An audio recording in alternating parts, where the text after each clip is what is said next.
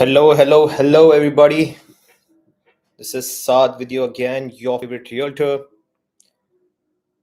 So, as promised, we've hit 5,000 subscribers, and this is the live session in celebration of the 5,000 subscribers. So, I would firstly like to thank everyone who has followed along on the journey, subscribed to the channel, engaged with me with the content, the people who have reached out, all the clients, all the amazing people who have reached out to me over the last 2.5 years and helped me along in the journey.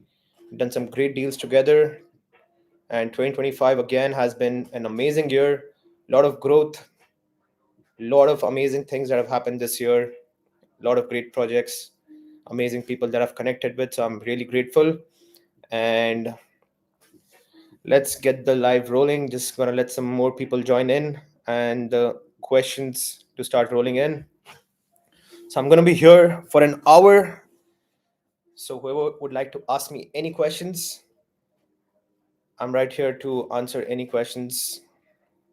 So already have a few things rolling in.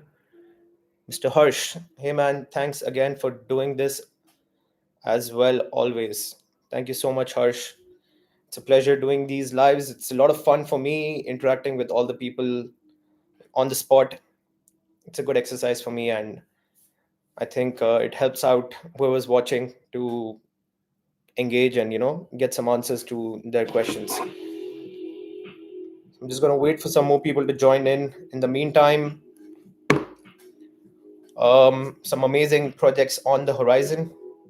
We have some great projects that are um, upon us as we speak. As we enter January, we're going to have a lot of amazing launches. A brand new community by Imar, The Heights. We have the details, not 100% of the details, but at least 80-85% of the details for anyone who would like to understand the numbers of the project, the sizes, the prices, the floor plans. I even have the names of the clusters. So if anybody would like to reach out to understand why the Heights is going to be a phenomenal investment. Mr. Harsh, quick question. Top two, three townhouse communities to invest in resale off plan in the 3 million dirhams range and worth waiting to see what Imar Heights comes up with. Yeah, so Imar Heights, the first launch is going to be for villas, 3, 4, and 5 bedroom villas. So that's going to be the first launch. I believe there are going to be townhouses that do come up on the Heights. That's going to be later, probably release number two is going to be for townhouses. And 3 million dirham range right now, top of my head. If you're looking to buy townhouses, there's not many options off plan. If you're looking to buy off plan, there's only like Damak Islands 2 that is there at a 2.8 million price tag for a 4 bed townhouse middle unit. You also have the 5 bedroom mid and corner units. Interesting product. I've done a few deals in this very project as well. I feel like it's a great project by Damak. We also have the Heights coming up, and I believe, I mean, don't quote me on this, but roughly the price should be for a 3 bedroom around the 2.8 to 3 million mark. So for a 3 bedroom townhouse, I feel Heights could be something that you could wait for. But if you want to pick up something in the resale market, I believe the Valley is a great option. Arabian Ranches 3 is a great option. Um, certain townhouses in Haven by Aldar, Athlon by Aldar, also great options for the secondary market pick up on a low premium. That is possible. What else do I like? I like Mudon a lot. Al Ranim is looking great. Mudon Al Ranim, if you're looking to buy a townhouse, 3, 4 bedroom, fantastic quality, very nicely done. The new clusters are looking amazing. So that is also a good option for you. So yeah, I mean, these would be my top recommendations for townhouses to come up. So yeah, so 2026 is upon us. Tomorrow is New Year's Eve, and I'm working out the plan for next year, how I'm planning to go about next year, what the content is going to look like, how frequently am I going to post, what are some moves that I'm going to make myself. So a lot of interesting things to come up in 2026. So anyone who subscribed is in for a great ride in 2026. As we speak, I'm working on couple of very interesting videos. Um, gonna do a full blown analysis on all the villa communities that are in Dubai at the moment. We have about 10 options that are in the market for villas. We're going to take a look at all of them and go through all the numbers of all of them and understand which out of these 10 should be the ones that you should be targeting depending on the price range that you set yourself in. So up to 5 million, up to 8 million, up to 10 million, up to 15 million, 20 million. We're going to have all the best options in all of those categories. So I can see a few people join the live. If you guys have any questions, please feel free to drop it in chat so I can answer to all of your questions. Um, so yeah, coming back to the heights, I believe it's starting off 2026 is going to be a phenomenal opportunity. Tentatively, we are looking at second week of January, so anywhere between 14th to 18th of January, we can expect that launch to come in. Expected price points. Three beds, we're looking at 5.3 to 5.5 million price range. A good size of 3,200, 4,000 square feet of plot area. So these are going to be very functional, very amazing independent villas. It's very rare to find three-bedroom villas in the market. Very few communities have offered three-bedroom villas. So I feel like this is a great product. Entering a brand new Emaar community on the launch, you really can't go wrong. So any questions, please feel free to drop it in chat. Harsh again, last one for me. How do you feel about Haven Athlon versus Valley Arabian Ranches, Aldar versus Emaar? How would you rank them? Most potential for returns based on available current for a three-bedroom townhouse. So, Harsh, sorry about that. Yeah, so Harsh, between Emaar Valley versus Athlon. So, look, firstly, in Valley, you do have an option to pick up Valley and Arabian Ranches. You do have the option to pick up a ready townhouse.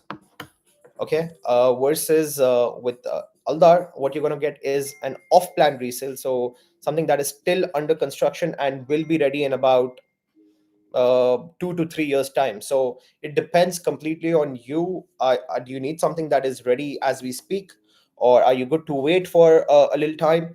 So that's completely on you. But having said that, the payment plans with Aldar are very interesting. They have a 60-40 payment plan versus Emaar. They have an 80-20 payment plan, and the more favorable payment plan is also more favorable for you because there's less cash deployed until handover. With Imar, you're paying 80% until handover. With any of these Aldar communities, you're paying 60% until handover.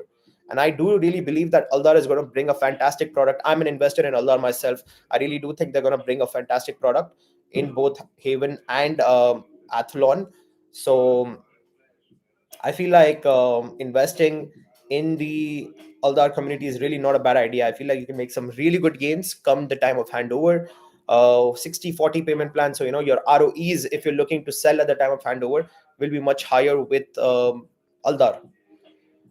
Emaar, safe option. You can't really go wrong with Emaar, investing in Emaar. So either option would be a great option. It just depends on your situation. How much cash do you want to deploy? What's the kind of payment plan that you would like to opt for? I feel like the location of Haven is extremely good. Okay, it's right on Dubai Land Road, so you have very good access to all the major roads of Dubai. With Athlon as well, you're going to get that new Latifa bin Hannan Street connection, so that's also going to be a great location in terms of connectivity.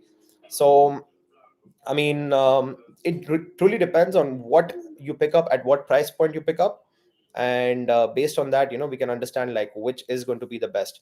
I do believe both of these developers are top tier, and all the four communities that you mentioned are all winners. So you can't go wrong with any of them. It just depends for your situation which would be the best option.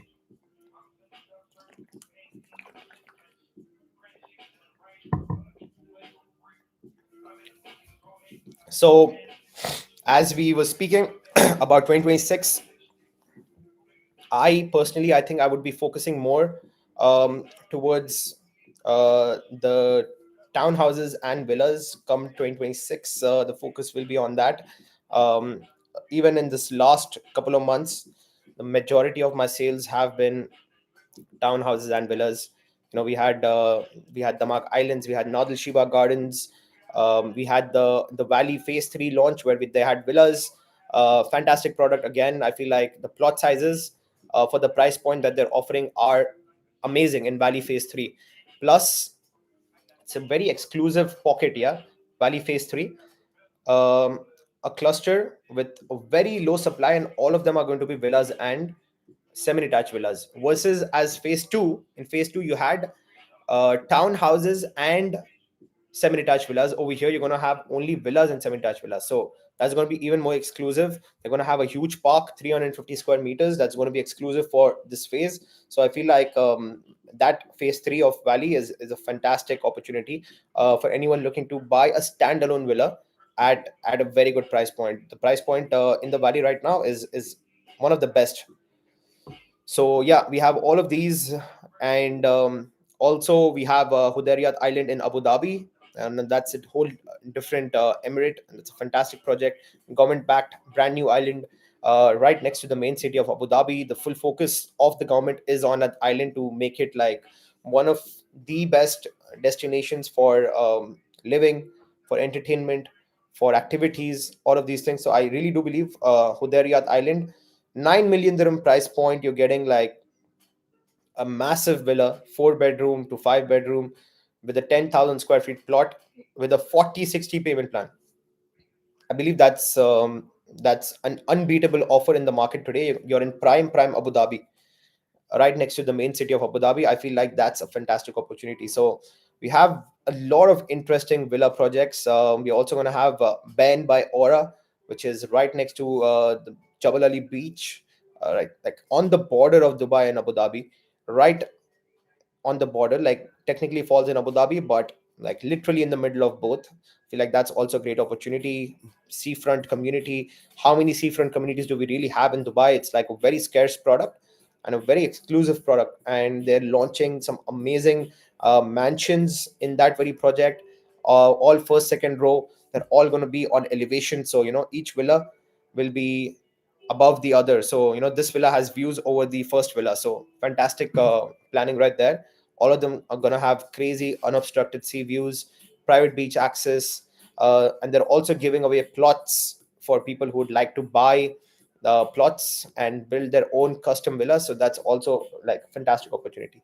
Seaside beachfront plots, like you can never ever go wrong investing in one of those, because the value of that land is extremely high, and it's always going to hold value and grow in value as well. So that is also something that I'm closely watching out. And in 2026, we're also going to have the Jawal Ali Racecourse announcement. So that is going to be interesting to see what kind of a product do they bring in over there, what price points do they bring. That's going to be something very interesting. Like that's one of the last prime pockets of land in all of Dubai. So that's going to be another key development that's coming up in 2026 that I'm really looking forward to. Miss Aisha, hey, is there hey, is the market currently buyer, seller, or investor driven? Buyer, seller, or invest? Very good question. So the market currently um, is, I would say, buyer slash investor driven, because right now we are in the growth phase of Dubai. We are in the expansion phase of Dubai, and the amount of people moving in, like we've hit 4 million in population in Dubai. We've hit 4 plus million in Abu Dhabi. So the population is rising on a rapid pace. Okay, so this is the growth phase, this is the expansion phase. We need houses for all the big families, for all the people that are moving into Dubai. We're having some amazing high-end professionals that are moving to Dubai. We're having like big families, businessmen moving to Dubai. A lot of countries, because I speak to a lot of investors, and they are pretty much tired of how they're being treated in their countries. The zero tax benefits, they're being tax heavily, 30, 40, 50% of their income is being taxed. And literally, like, I was speaking to one of my customers, like, he just, with the tax savings, he can fund his entire lifestyle in Dubai. His entire lifestyle, his home rents, his bills, his moving around, his cars, his schools, kids fees, everything can be covered with just the tax savings that he does moving to Dubai. So a lot of people, especially from Europe, from Australia, New Zealand, are moving to Dubai for this very benefit. People with businesses, who can operate remotely, or they're setting up their shop in Dubai, headquarters in Dubai, setting up offices in Dubai. So they are moving to Dubai, and we need houses for all of these big families to move in. And most of these big families from Europe, from Australia, New Zealand, UK, these people, most of them are used to living in big homes. They are used to living in big homes, and when they move to Dubai, they come with a certain type of mindset. They have certain expectations of Dubai, the life of luxury, nice houses, nice communities. And that's the reason why we're having all these villa launches coming up, because there is an inherent demand in the market for nice villas. And with these off-plan launches, everybody's planning their move right now. I believe from the past 2 years, people have been planning their moves. So there are people who have already planned their move, like, hey man, we're looking to move to Dubai in about 3 years time, in about 4 years time, in 5 years we are moving to Dubai, so we need a home in Dubai. So they're picking up homes, they're investing in Dubai, in different pockets of real estate. So right now we're in the growth phase, and the market is definitely being driven by buyers, and that with inherent demand, um, mostly. So I would say right now in the villa category, especially because the real estate market is divided into segments. So we have commercial real estate, we have apartments, we have villas, we have townhouses.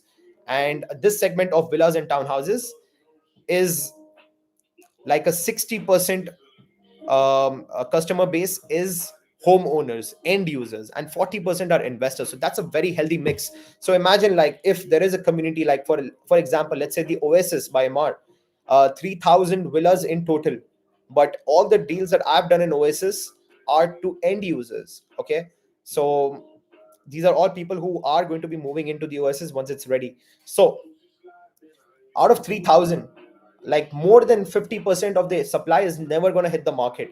So that is going to create another supply shock. There's not going to be enough supply for people who are looking to buy. So the investors who are investing in these end user products are really going to win big, because most of the people are not looking to sell, and there's going to be very less units on the market comes the time of handover.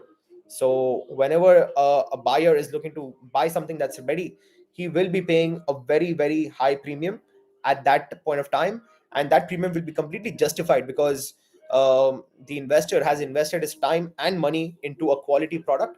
And definitely the time and money is going to appreciate when the property hands over. So if you are looking to pick up homes at a discount in Dubai, now is the time.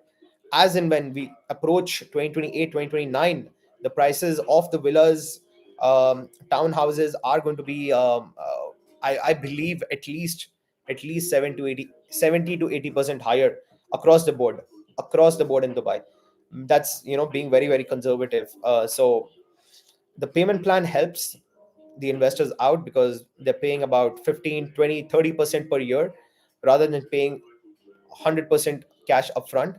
So, and also, the best part about the villa category is that there is not a lot of segments in real estate where there is a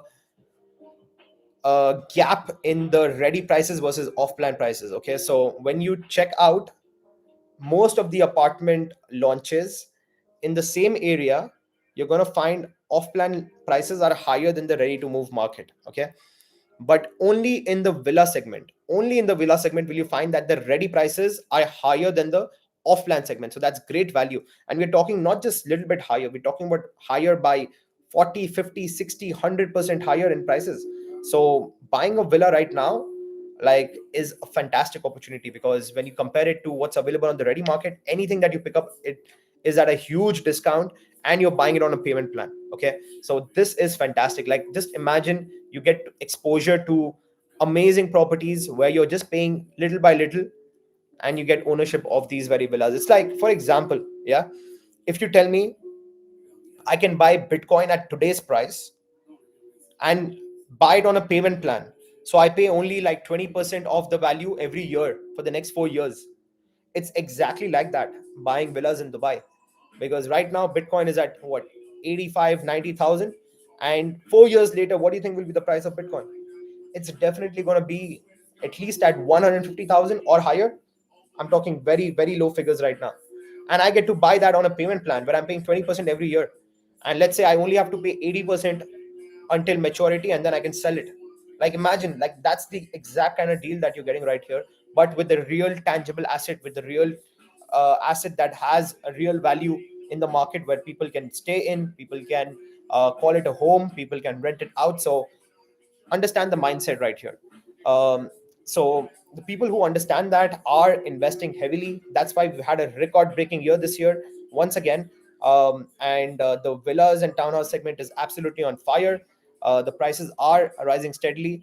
So make use of this opportunity while it's still there, because these large pockets of land where development can happen for villas and townhouse communities are very, very scarce. They're not going to be around for a long time.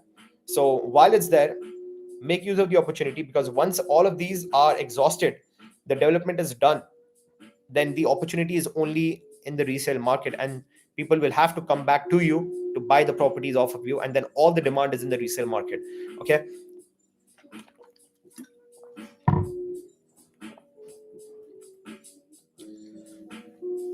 Waiting for some more questions to come in. A lot of people in the stream, please drop your questions in the chat.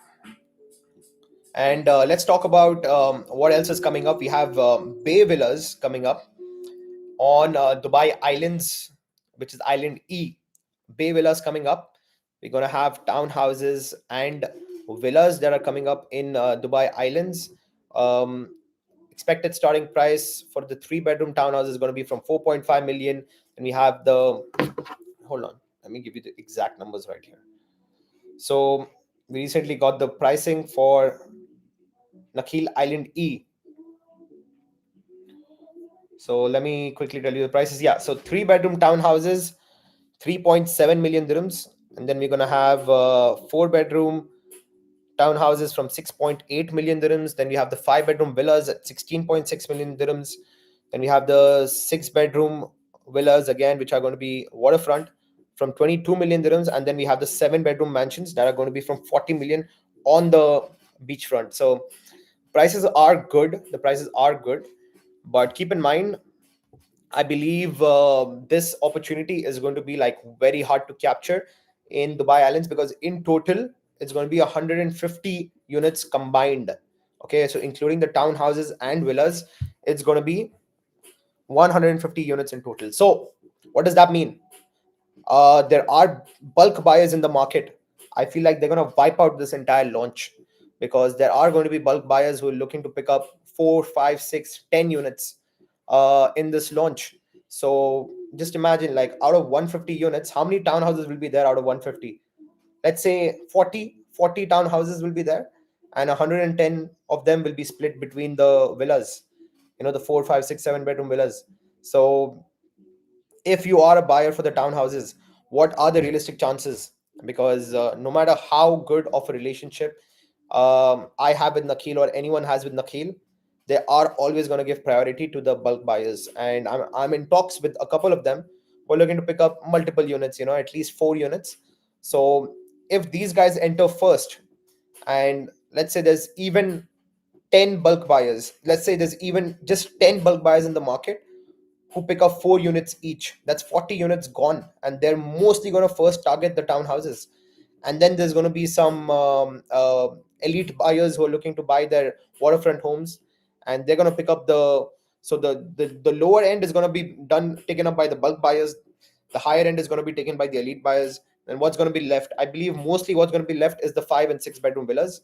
A few units will be remaining for retail buyers, the individual buyers who buy 1 unit.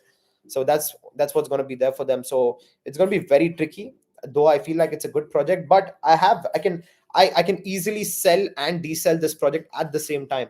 Okay. Um, the selling points are clear, waterfront living, island lifestyle, um, um, exclusivity, small island, the smallest island out of the lot in Dubai Islands, Island E. It's called the Elite Island. It's going to be very exclusive, only 150 homes inside this island, and it has its own separate entrance. And all the amenities will be only shared between these 150 homes. So that's great. That's all the amazing selling points. The prices are really good. The de-selling points, yeah, you're literally bordering Sharjah, okay, and then the road that takes you into Island E. Let me show you on the map. Okay, so check this, yeah. So this is Dubai Islands, okay, and this smallest island that you see right here, which is separated from everything else, that is Island E. All right, and this island has a separate entrance, as you see right there. It has a small entrance that takes you inside. And this is right in Mamzar, and Mamzar is bordering to Sharjah. That's literally this that you see right here. That's Sharjah. So you are literally in one end of Dubai. You're literally at the border of Dubai. So what I believe is, with all the new people moving into Dubai, yeah, all the new people moving into Dubai, the new residents of Dubai, I don't know how much they're going to appreciate being on this extreme end corner of Dubai, bordering to Sharjah. So I feel like the people who have been in Dubai 15 years plus, 20 years, more than that, the people, they are familiar with Dera. They are exposed to Dera, like either with business or living, or they have stayed in these pockets of Dubai. I feel like they're going to appreciate this more than any new person that moves to Dubai, because the new person who moves to Dubai is always exposed to the flashy side of Dubai, like the downtown, Burj Khalifa, Dubai Mall, DIFC, the Palm, Marina, JBR. This is what they're exposed to. So I don't know if they're going to be appreciating a lot the area of Dubai Islands, especially this Island E that's completely separated from the rest of the islands, no direct connectivity to the rest of the islands. So I mean, it's both a pro and con. Like, it just depends how you look at it. It will definitely hold value, but I feel like the resale audience for that very product is going to be very, very limited. So it's something to keep in mind. I feel like anyone who's fresh to Dubai, just brand new in Dubai, who's just moved to Dubai, they would want to be in the newer pockets of Dubai rather than being in the border of Dubai and Sharjah. Everything, the new development of Dubai is going to be like far away from this spot. So Island E, it's good, amazing, and like questionable at the same time. So it's a tricky product. But having said all of this, for sure it's going to sell out. It's going to sell out immediately as soon as the launch announcement happens. The EOIs are collected. It's going to be sold. So that's something to think about for Dubai Islands. What else do we have here, Mr. Saeed? What do you think about Shoba in Sports City price? Shoba in Sports City, I'm not aware of any Shoba project in Sports City. I believe maybe you are talking about Shoba project in Motor City. That exists. That's a real thing. So we have Solace and Orbis in Motor City by Shoba. The price per square foot is slightly higher because Shoba usually gives you a very compact sizes. We're talking about 550 square feet for a one bed. Like, I mean, I really like Motor City as an area. I love that area. I'm always in Motor City. Once a week, twice a week, you're gonna find me in Motor City. All my favorite restaurants are in Motor City. So I'm frequenting Motor City a lot. I really like that area. Um, and Shoba is a quality developer. They're gonna bring a fantastic product over that. But yes, they have compact homes that somehow, you know, um, it works. Somehow it works. And these one bedrooms are basically like glorified studios. That's what you're getting right here. 500 square feet, 550 square feet, like these are studio category sizes. And they're building one bedrooms in these price points. I did promote the project because I love the area. And Shoba is a quality developer in terms of their finishes and build quality. uh, I did promote the project, but I feel like now after that point, there are better projects in Motor City that you should be looking at. Now we have Iman, who's moved in, fantastic boutique developer, low supply product. We have Bin Kati. I have completely changed my mind on Bin Kati. Like, I admit I was completely blindsided to what Bengati was doing, what kind of developments they were doing, what kind of product they're doing. But they are literally game changers in this market. Like now, I've spent the last 2 months looking into Bengati, researching Bengati. They are absolute game changers in the market. They have a model that nobody can compete with in the market, where they start constructing their projects first. They start constructing their projects first. Once it reaches 30-40% completion, they do a launch. And then they deliver their projects within a year and a half, 2 years after launch. And it completely eliminates the waiting period. You can complete your flipping cycle immediately, your rental cycle immediately. So that is fantastic from Binkati, and the kind of projects that they're handing over, the quality of their projects, the finishes. I was inside recently Bengati Royal. I was amazed by the quality and finish of Bengati. Like they are fantastic at this point. Like to be very honest, to be very very very honest, I feel like their quality was even better than Emar. Okay, in terms of the materials that they were using, the kind of finishes that they had inside the apartments, like it was amazing. And yeah, these are my thoughts about Bengati. And I feel like 2026, I will definitely add Bengati to my top developers list and will be promoting their projects. Not every project, but specific projects in specific locations. I really do believe Bengati will do a great job, because they are already doing a great job. So let's move along. Miss Aisha again. So which are the emerging areas that can be considered for investment? Emerging areas. So I do believe all the areas that are good investments have already emerged. They have already emerged. But a new area that I will highlight, where a lot of people are not focusing at this point, is the entire Dubai Island Road corridor. That corridor is going to be absolutely amazing. For example, Valley, that is going to be a corridor. Like people still are doubtful about that location, but it is a fantastic location. I mean, I feel like that area is going to completely blow up. Give it 3 to 4 years.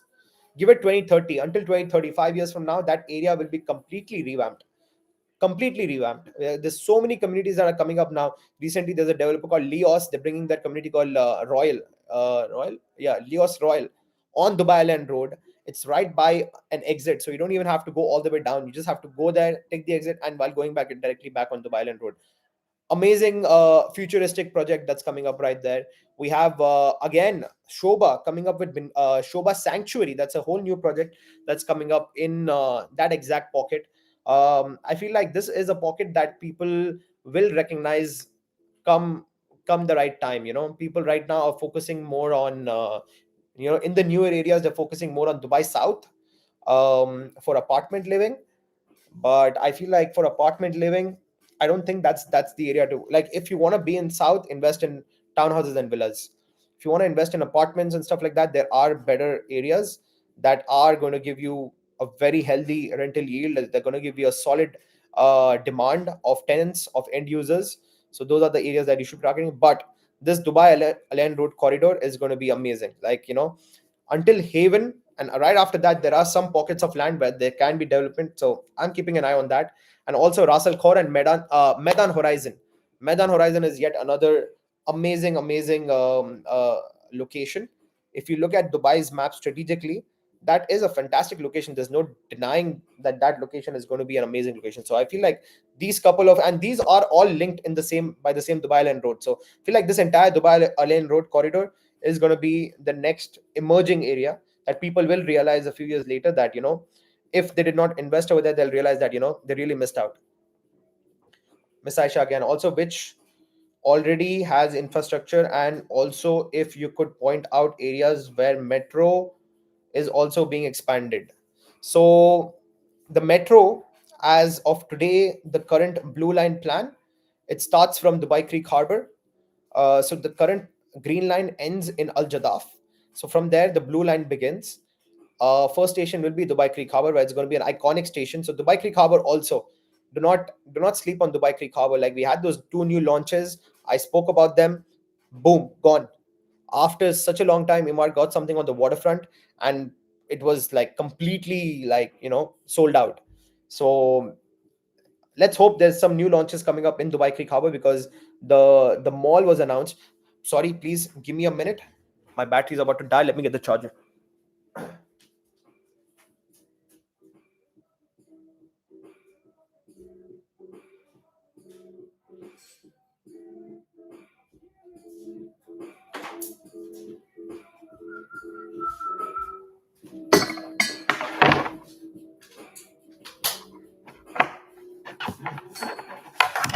Okay, I'm back. Sorry about that. Yeah, so Dubai Creek Harbor is going to be yet another iconic destination. Like, that's literally downtown 2.0. It's going to be like one of the hottest locations in Dubai. Government's full focus is on that area. So the first metro line is going to be in Dubai Creek Harbor.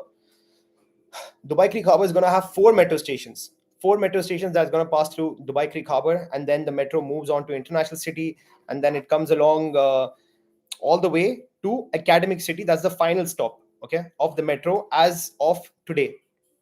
So I believe soon as and the metro is already, I was reading the articles that it's already 15 to 20% completed, the metro line.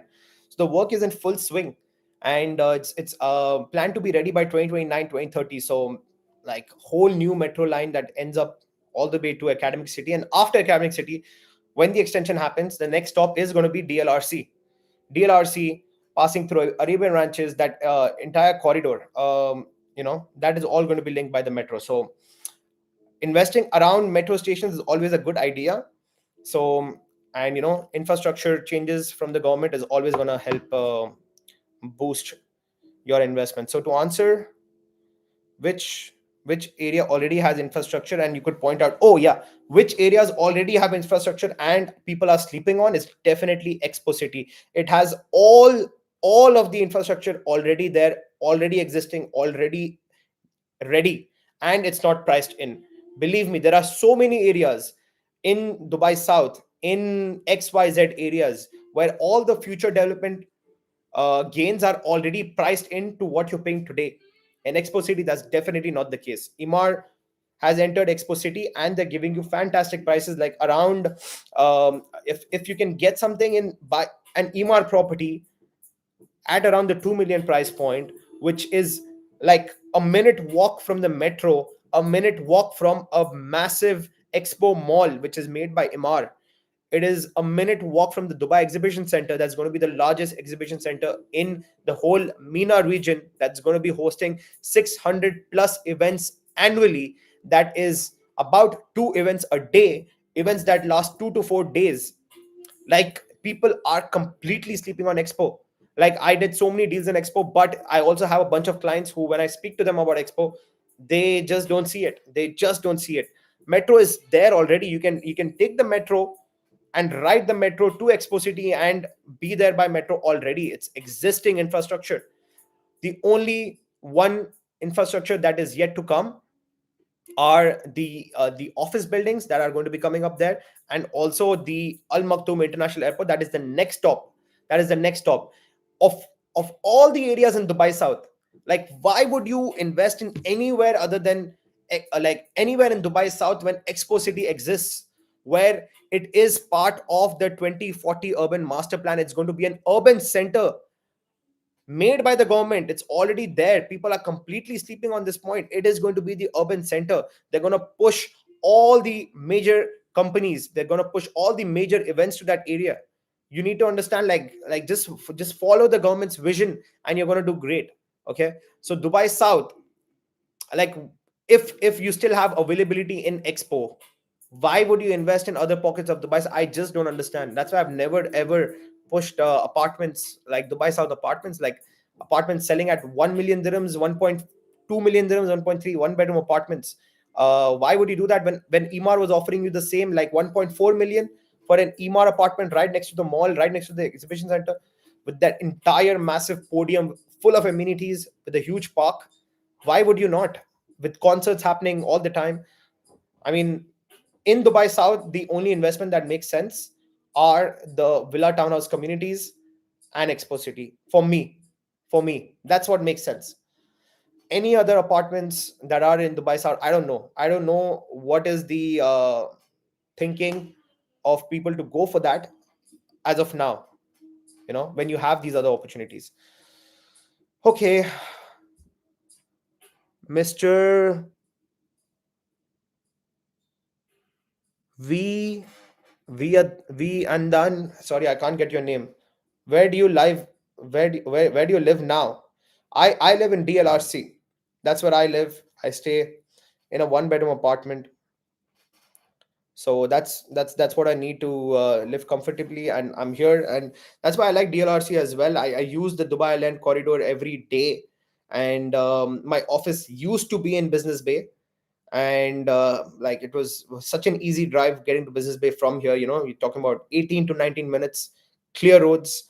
Downtown is only about 19 minutes away as well, so easy access from here. That's why I really like the location of Haven, because I know this area very well. What else? Yeah. So right now our office is in Sheikh Zayed Road, Sidra Tower. So that is about 25 minutes away from here. So I like the connectivity of the LRC. So that's why I'm here right now. So I see more people joining the live. If you have any questions, please drop it in the chat, and I'll be happy to answer any questions. Any questions you can ask me, real estate or not even related to real estate. If you guys just want to ask some fun questions, you can do that.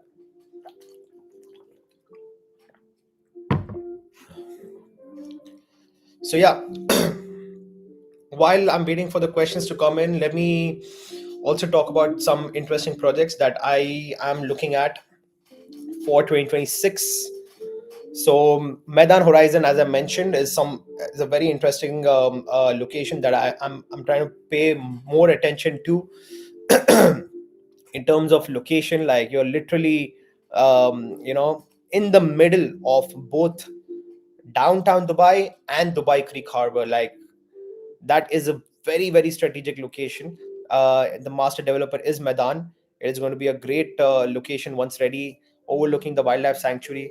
I feel like that is going to be an exciting place to be, because anyone who's working or looking for a good lifestyle, I don't think you have a better location than Medan Horizon. And Imtiaz, with their new project called the Symphony, that is not launched yet, that is soon to be launched, also in January. Wow, what a project! What an amazing design. Zaha, the architects, are the ones behind the architecture of this building, and wow, it looks amazing. The renders, the brochures, the interiors look out of this world. Like it looks so amazing. I just love everything about that project, what they've done, and watch out for a very interesting video on that project, because I really like what Imtiaz is doing, and especially with this project. I mean, they're pushing. I what I like about see what I do not like about are the developers, like the top developers like Imar, yeah, because which was the last like eye-catching architectural building that Imar constructed, yeah, or put out there. Like I really think that was the address sky views. That was an iconic. But every time I look at that building, I'm amazed at the architecture, and we need more of those amazing buildings in Dubai. Like eye-catching buildings, like that mesmerize you. And Imtiaz is doing those things exactly. They're making a very architecturally pleasing buildings. The projects are looking amazing, like exteriors, interiors, everything about the project looks amazing. So Imtiaz is like really pushing on that side, where they're bringing out some amazing designs. And I feel like the Symphony is a prime example of a project that checks like all the boxes: prime location, top developer, amazing pricing, good payment plan, fully furnished, fantastic interiors, fantastic architecture, like everything checks the box.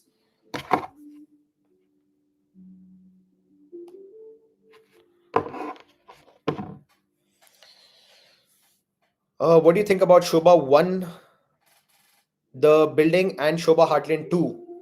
What I think about Shobha 1 is, look, fantastic location, amazing product. Uh, but what's happening right now with Shobha 1? So many distress sales are coming out, and the building's handover is one year away. The structure is almost done. I see that building almost every day on my drive, and the building is almost reached its height. And I'm sure what has happened in that project is Brokers told clients, invest here. It's an amazing location. We'll buy now, we'll sell it in a year, we'll sell it in 2 years for profit. And exactly those people are now in the market in distress, because I don't think most of them had, so most of them had the funds to complete their payments, and they had to sell in distress. They are trying to sell in distress because they can't cover up the payments. So that's happening with Shoba. Unfortunate that's happening, but I feel like that's a fantastic product. The location, the views, the developer behind the project, it's going to be all iconic.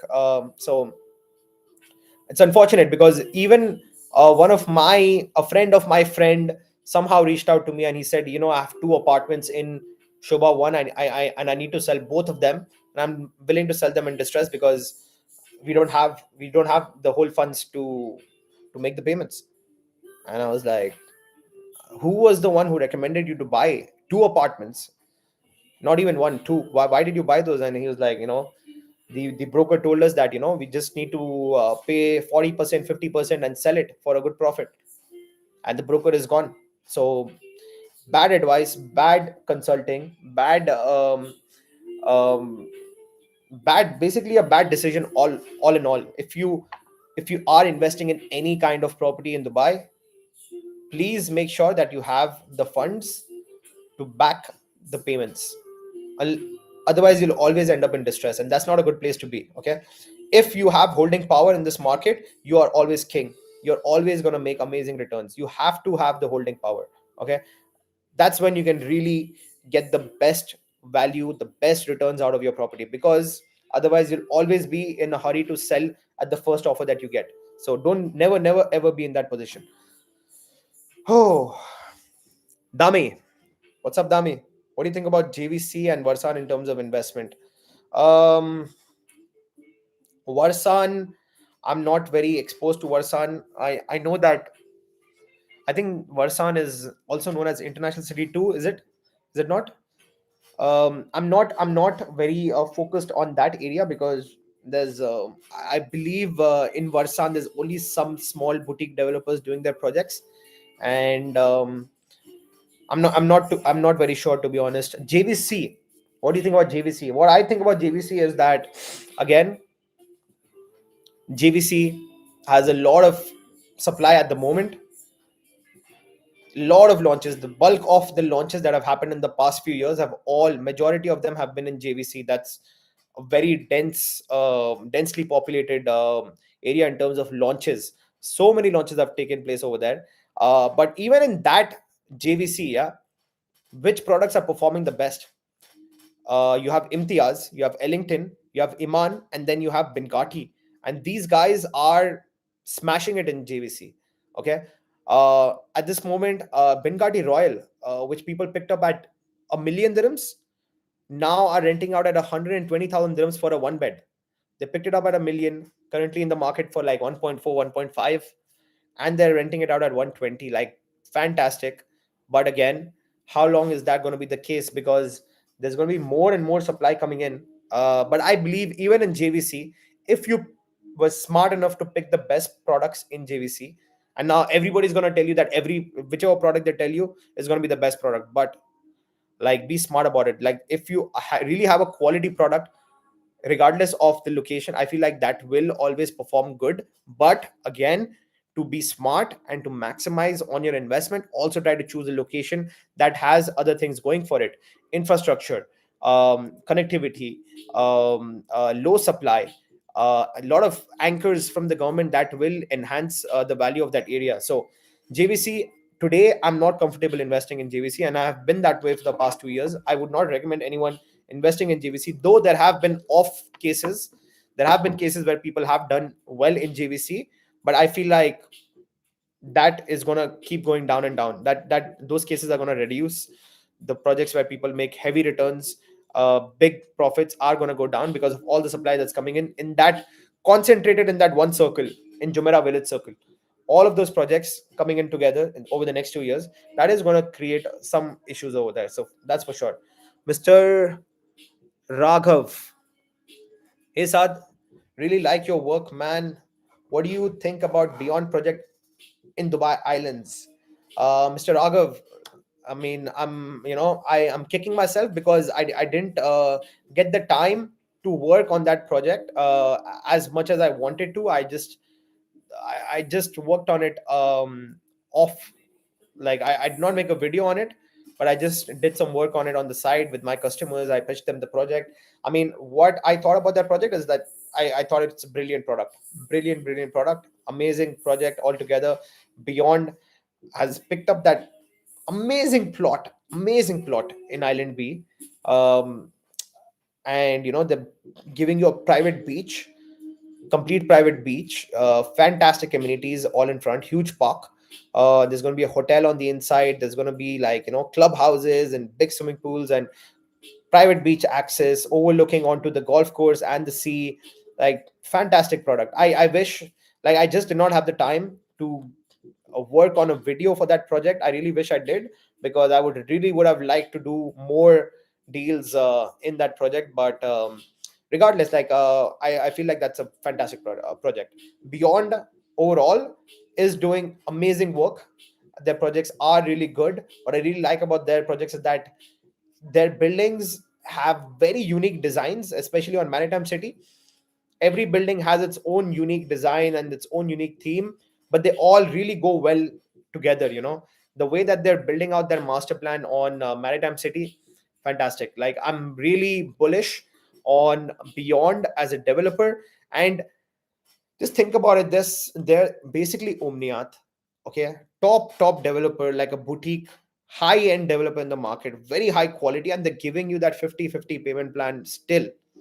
Like, make use of these opportunities, guys. Like, this 50/50 payment plan, again, as I mentioned earlier in my last video, it's a superpower. 50/50 payment plan, whatever appreciation your project makes, your ROEs are doubled. If your project goes up by 30%, your ROE is 60%. If your project goes up by 50%, your ROE is 100%. This is the power of the 50/50 payment plan. And if you pick up those strategic units with Beyond on Maritime City, on Dubai Islands, with the nice waterfront view, or a beach view, or something like that, you are definitely picking up winning projects right here. So how many beachfront residences do we even have in Dubai? Run the analysis, look at how many projects are there on the beachfront, what are the prices today, and then you'll understand like what an amazing opportunity this is. Now, having said that, I just spoke about Bay Villas as well, and I was like, I sold it and I desold it at the same time. I showed you all the pros and cons. Why? Because Island E is like separated from Island A, Island nothing. It's like completely its own separate entrance. So again, like, Island B is great. You're gonna have some fantastic views. Island E is going to be a little bit tricky. Like, I like it and I don't like it at the same time. So I'm very half-headed on that. So yeah, to answer you, Beyond project on Maritime City, Siora, the first launch, Hado, amazing launch, like, fantastic product. Let's move along. Where was I? Okay, Mohammed Altaf, brother, what do you think about Jumeirah Garden City as a location? Yeah, I've been frequenting Jumeirah Garden City a lot these days because of the Sunrise Valley launch situation. Yeah, I like that location. It's a very nice location. But again, I like it, but I have to be brutally honest. I really like that location. But uh, if you are targeting Jumeirah Garden City, yeah, be very smart about it. Okay, let me show you on the map again. Because over the last 2 weeks, I've been frequenting that area a lot, going to the H&H office. And just there was another project that I was looking at from Object One. Client of mine is interested in that project, so probably looking to pick up like multiple units because he needs something that's soon to be ready in a prime location. So I've been frequenting that area a lot. And what I realized is that certain buildings, okay, where's Jumeirah Garden City? Okay, so this is Jumeirah Garden City, yeah. And this line near Sheikh Zayed Road, as close to Sheikh Zayed Road, like, row 3, 4, 5, is where you should be looking to invest in. Is where should be you should be looking to invest in. So the more you go towards this side, there is a lot of labor accommodations on that side. A lot of not very pleasant sights that you'll see over there. Very crowded areas with, obviously it's a it's a staff accommodation, labor accommodation area. So like the kind of people you'll be seeing over there. I saw clothes hanging off the balconies and this and that. Like, it was not a very pretty sight. So, and that, see, whenever we talk about, so that's something that the brochures will never show you, right? That's like, the brochure will never show you the labor accommodation building with the clothes hanging off the balconies and stuff like that. That's never going to be shown. They're going to show you some nice landscaping and this and that. So you have to be careful about what you do, and that's why you got to work with experts in the market who, like, I'm out every day, and like I'm in every corner of Dubai. Like, I sometimes I just go out and just drive around just to see what's going on, like, at nights, just to see what's going on, which areas are popping, which areas are not, just to get a feel. So you need to work with experts who can, like, give you a ground reality. So Jumeirah Garden City is great, but you have to be targeting the right pockets of the Jumeirah Garden City. Like, imagine, you buy a nice three-bedroom apartment in Jumeirah Garden City, and they're inviting friends over, and you're in one of those buildings where you have to come across from that labor accommodation side of Satwa, and then that's the road that they take to come in.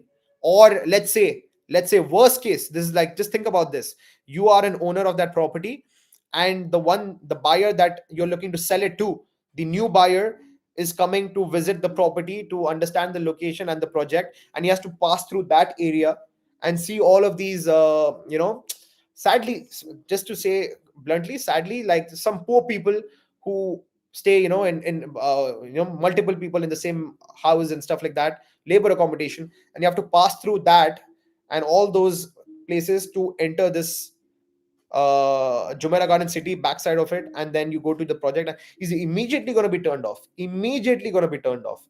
So once I figured that out, okay, like certain buildings have to go through this way, this part of Satwa, which is like I would say, like the bad side of Satwa. I realized, okay, like this complete area is a no go, and we have to be strategic of which areas do I target. Areas where I can enter from Sheikh Zayed Road, areas where I can, what's the road's name, right, parallel to Sheikh Zayed on the internal side. I can't remember the name, but basically on the internal side, close to Sheikh Zayed Road side. That's where you want to be on Jumeirah Garden City. So sorry, we just went on a very detailed thing, but yeah, Jumeirah Garden City is good. It's nice. It's a good location, but just be careful which side you're on in Jumeirah Garden City. I hope that answers you, Mr. Altaf. Oh, okay, Mr. Raghav again. Also on grade A commercial real estate, what are the best options currently? Around 5 to 7 million dirhams. Okay, so Mr. Raghav, this is another fantastic question. And yes, in 2026, I will be focusing more on grade A office spaces as well. So in the 5 to 7 million dirham category, we recently had above 21 by Beyond on Maritime City. Now that was a fantastic project, but that's completely sold out. 5 to 7 million. I'll please, Mr. Raghav, get in touch with me.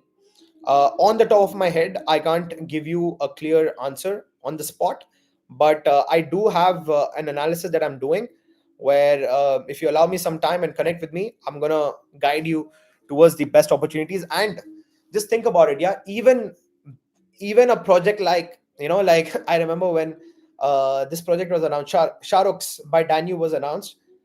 I was with my boys. We are heading to Abu Dhabi, to Hudayriyat Island, and we were in the car. And I had seen the post on Instagram where it looked like Shah Rukh Khan. I thought maybe they got Shah Rukh Khan as a brand ambassador for Danube, and I was like, oh man, this guy got him. Yeah, he got Shah Rukh Khan as a brand ambassador.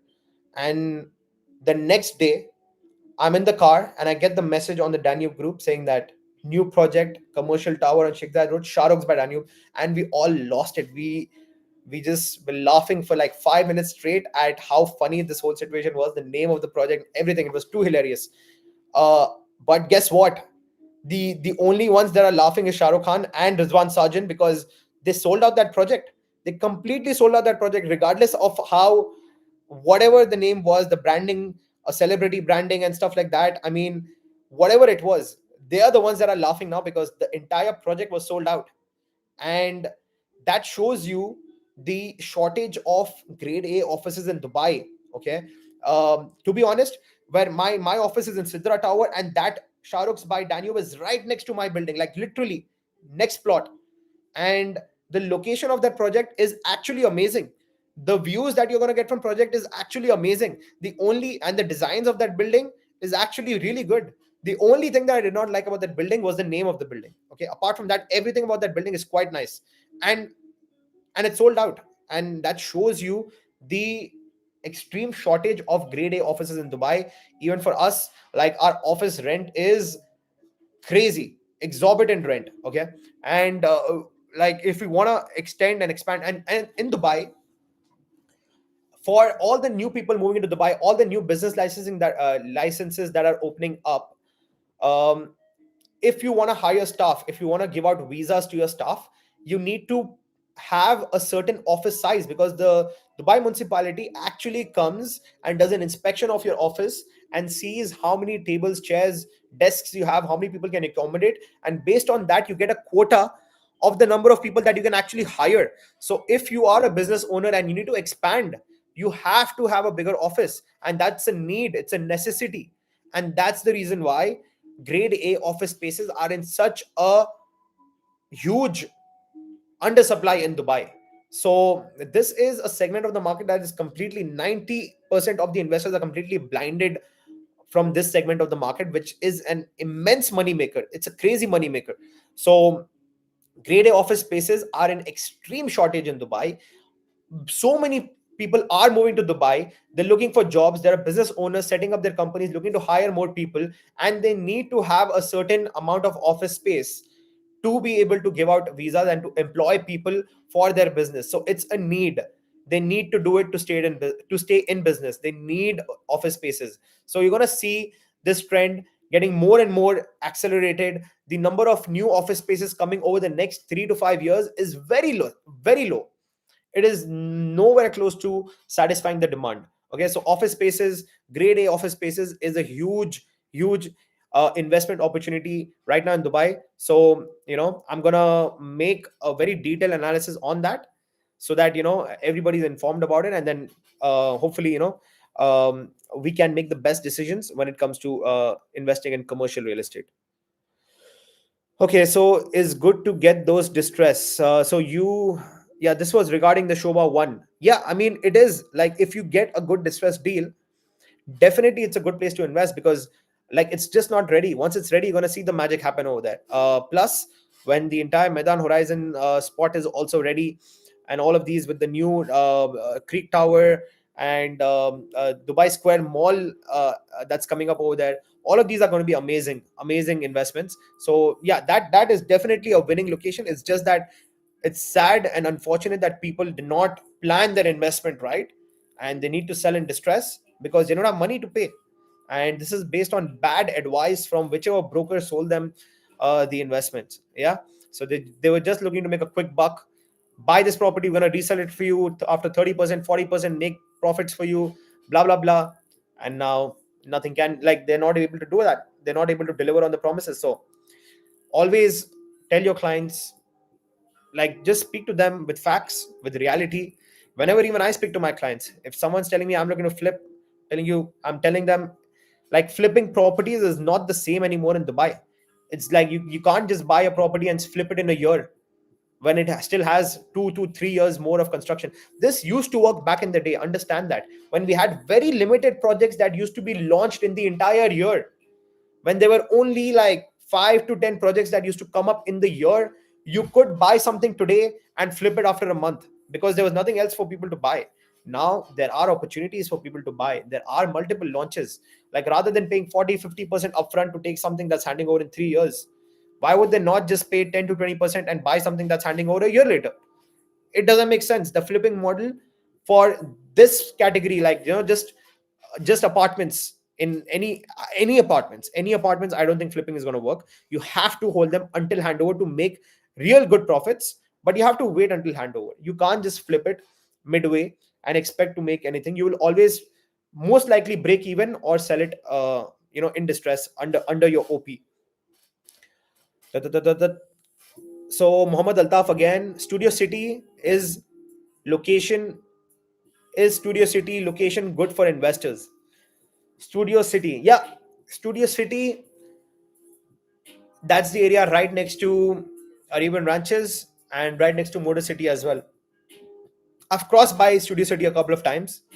I mean, location wise, the positioning of that Studio City is decent. It's not bad, but in Studio City, there's not like invest in Motor. Just invest in Motor City. Like that's just better in every way. Much better than Studio City in every way possible. Studio City is like it just doesn't have that X factor. There's nothing going for it to make me excited about it. Let me double check Studio City Ranches, Sports City. Where's Studio City gone? Oh yeah, that's Studio City. Yeah, there's nothing happening in Studio City right now. Absolutely nothing. There's no parks. I think there's yeah. So sorry, there's one small park. There's a small park over there. But apart from that, this pocket, this pocket is Studio City. I mean, just invest in Motor City. It's better in each and every way. It has all the restaurants. It has all the cafes. It has all the amazing things happening. Pedestrian friendly. Just invest there. Like, why would you go for Studio City? Just my thoughts.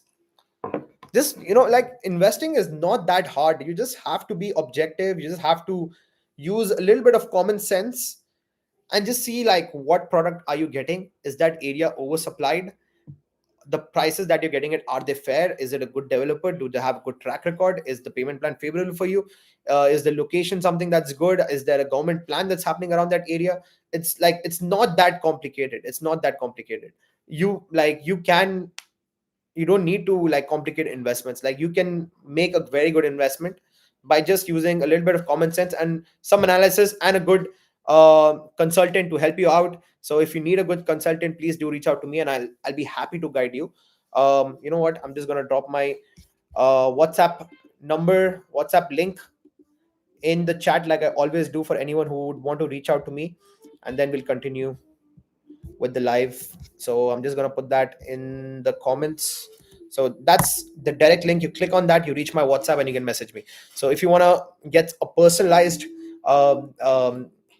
advice and a plan for you, please do reach out and you can find like the best opportunities for you based on your investment budget. We can find you something really good that is definitely going to perform and that is not going to put you in distress, because I'm going to understand exactly what do you have to invest, and we're only going to basing our investment on that.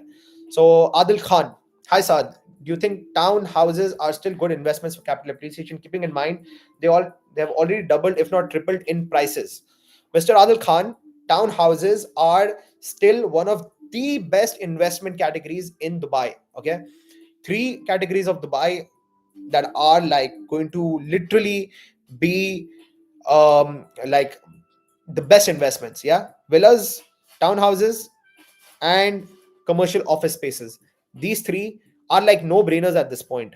Now, having said that, they've already doubled if not tripled in prices. Now let's talk about this point. Yeah, what has doubled and tripled? Okay, eden eden in the valley, that launched at price point of 1.1 million, that has more than doubled in value. It's going at 2.5, 2.6 million today. So that has doubled in value.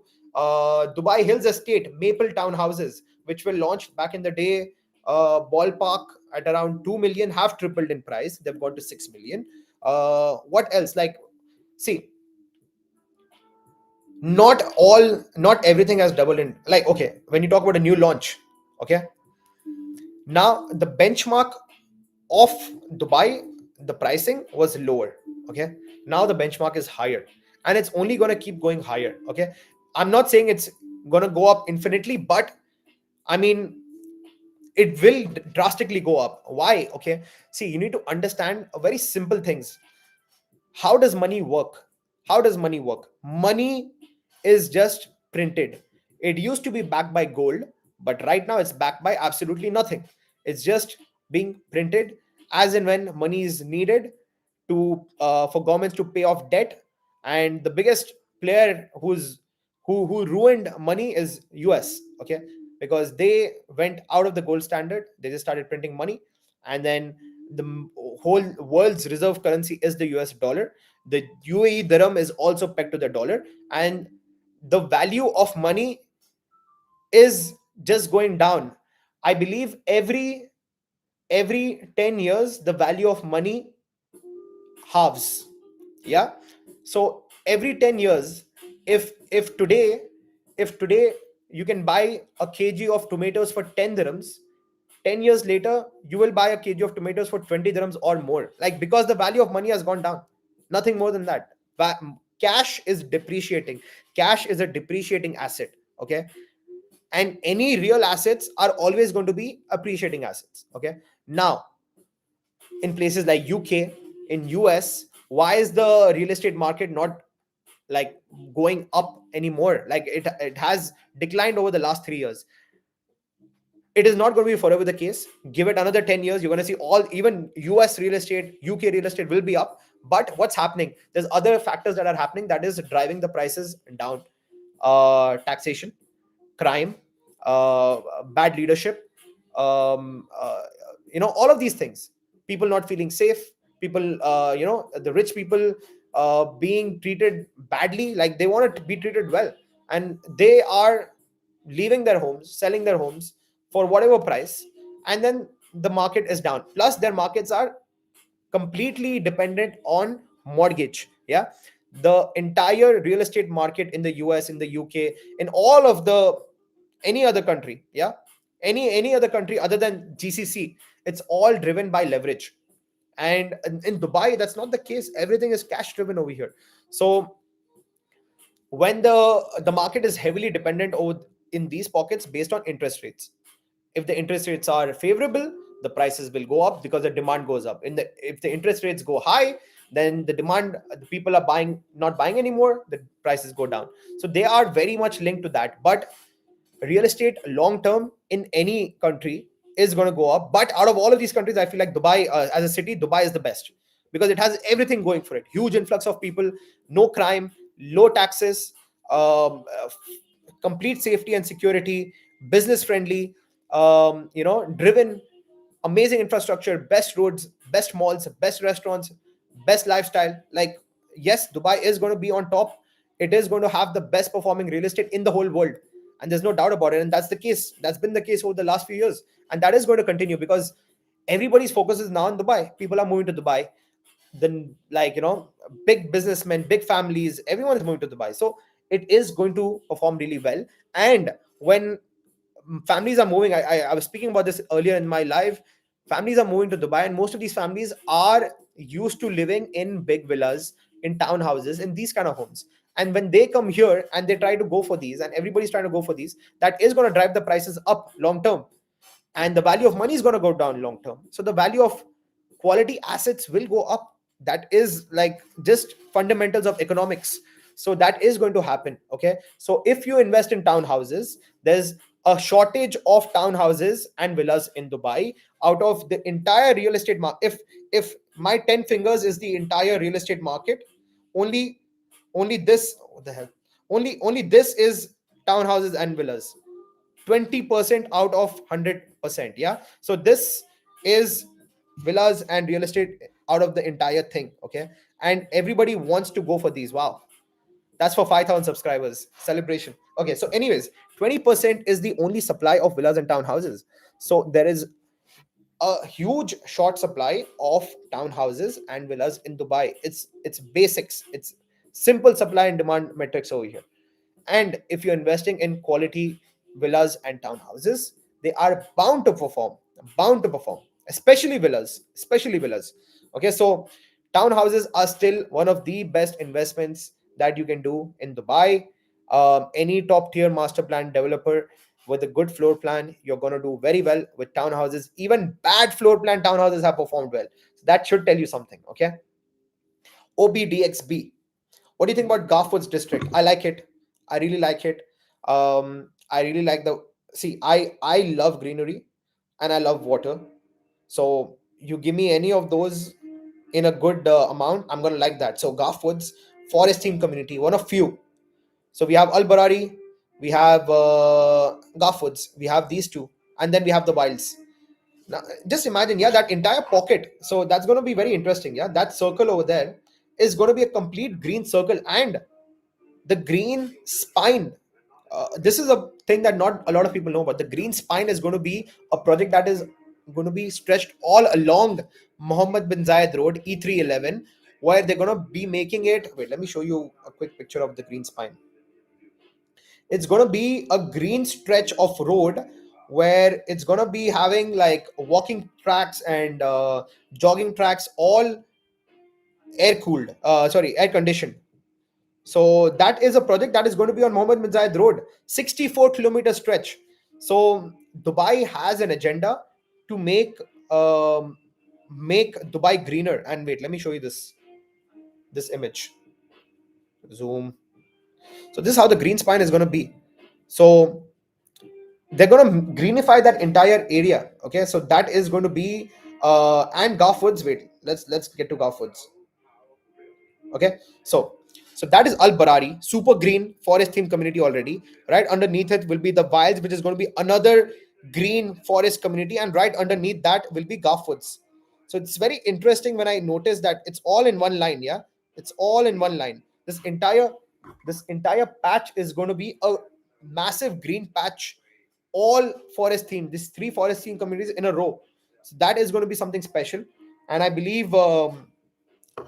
As we mentioned, with the kind of people moving to Dubai, the Europeans, the people from all of these other places where they used to a certain level of nature and greenery, they are going to be drawn and attracted to these pockets. And Majid Al Futtaim, fantastic developer, huge, amazing track record. They've done some fantastic projects, and if you go and check out their show villas, show homes, the show apartments, they're amazing. Especially Marvel, in the middle of the community, the ultra luxury residences over there. That's a fantastic product. I mean, the price is so fair. It's such a fair product. It's such a fair pricing, and you're gonna get the best product inside of all of Garfwoods. And to everyone's surprise, Garfwoods news. They're making Garfwoods Mall inside Garfwoods. That is going to be the first ever forest themed mall. And who's Majid Al Futtaim? They're the ones behind all the biggest malls of Dubai, Mall of the Emirates, all of the city centers. All of them are done by Dera City Center, Mirdav City Center. The which other city centers we have? All the city centers are done by Majid Al Futtaim. They started off making malls, and then they got into other developments. So Majid Al Futtaim is building a forest themed mall right there inside of Garfwoods, and they have removed supply of apartments. So they have cancelled apartment buildings to put this mall inside. Wait, let me see if I can find that new plan of Garfwoods. That was very interesting because that reduces the supply completely. They've taken away around 10 buildings and they're placing the mall over there.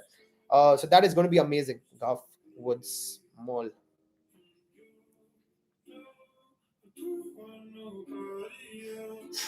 That is really good. So I'm really a huge fan of Garfwoods.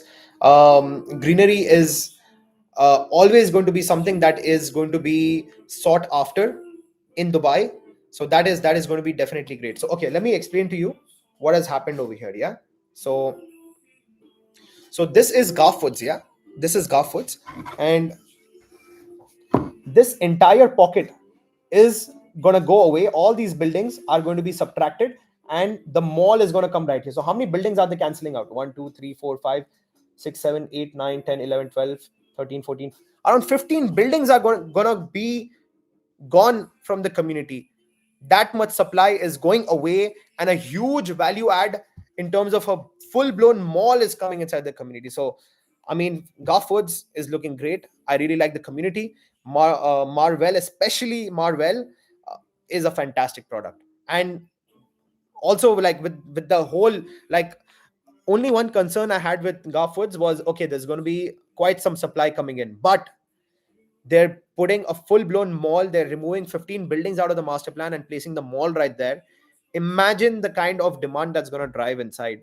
So many professionals that are going to be working in the mall, staff, and all of these people, they're all going to be needing accommodation. Not to mention all of these high end people coming out from different countries. Now, there are a few percentage of people who prefer apartment living. And apartment living in this kind of a forest green community, there's only a handful of options. You have Al Barari, or the Wilds is going to be there, but it's not for apartments. And then you have Garfoods. So it's a niche product.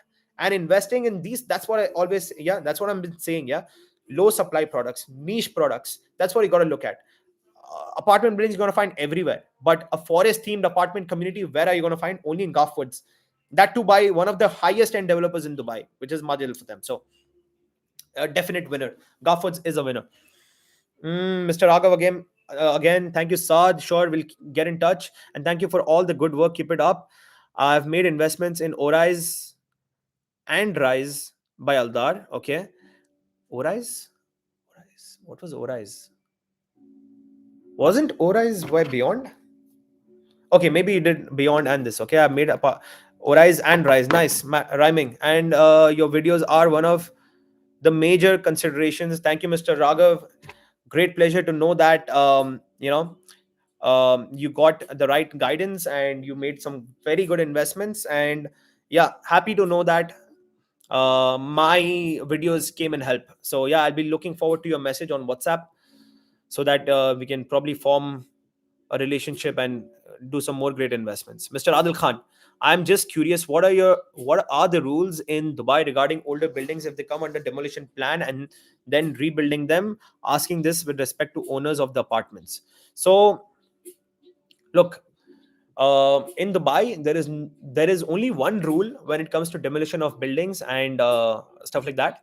It's only when there is a safety issue, when the structural integrity of the building is in doubt, and there is some faults or something like that. Only then can a demolition happen, and that too, it's like a whole process. Yeah, it's a process. So uh, generally any buildings that are made are going to last 50 years, 50, 60 years, before anything like is even considered to happen to them. So interesting question. I mean, that's what I know from the top of my head, because like for example, there's an area Levan where they had these Mazaya buildings, and all of them are due to be demolished and rebuilt into new buildings. And that is because there was some issue with the structural integrity of the building. Whoever the contractor of the building was, I mean, upon final inspections, it was like it's the building is still inhabited. There are people staying there, but apparently it's not safe to stay in. So that's why um, all this is happening. And what happens exactly is I'm not really sure, to be honest. I need to look into this. I believe whoever is looking to, logically, what would happen is whoever is looking to rebuild on that would have to buy out the apartments from all the owners.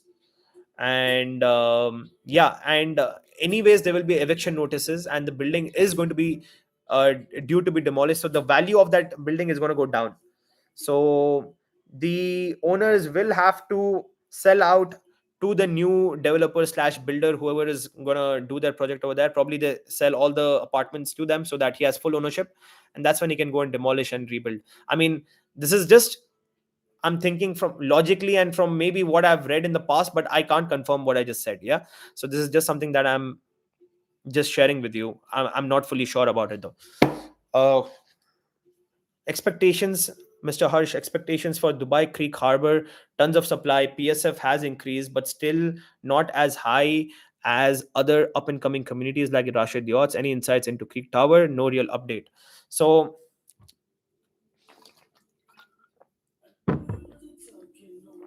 okay. Dubai Creek Harbor, tons of supply. Yes, true, but also not like a lot of supply. Like it is considerable amount of supply, especially on the island. But again, like you have to be smart, right? Like where do you invest? Like do you just invest in any building, any of the creek beach buildings, any building inland? No, you have to be smart about where you're investing. So which projects did I recommend? I'll tell you which projects I recommended. I recommended the entire front row. We're talking about Creek Waters, because when I started making videos, like I started in 2023 is when I started making videos. At that time, the entire front row was sold out. But I really sold a lot in the Cove. The cove on the front row, the low rise buildings on the front row with full skyline view. I sold those. Then once I started making YouTubes, I did promote Creek Waters. Creek Waters was a fantastic opportunity. I did promote the metro district, the palace in the front row. I did promote that.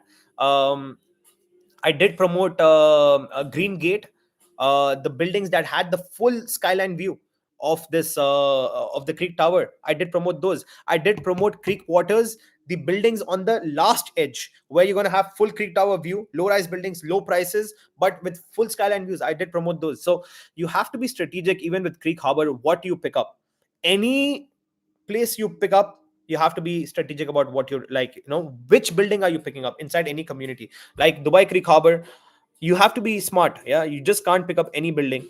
So there are certain buildings that will hold value, certain units that will always hold value. So you have to be smart about that. Not every unit is always going to be something that people will be happy about, or people would be happy to buy on the resale market when they have other options, when they have other good options with amazing views, with great utility, like the Creek Bay that came out recently.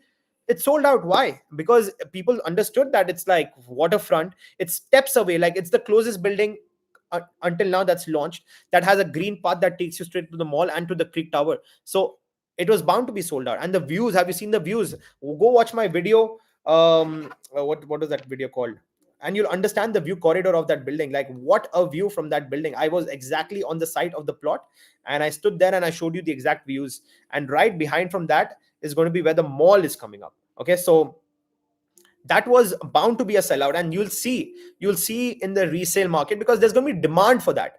When there's a few buildings that will have a lot of demands, and majority of the buildings will not have as much demand. The buildings that will have a lot of demand, you'll see they'll sell out at launch.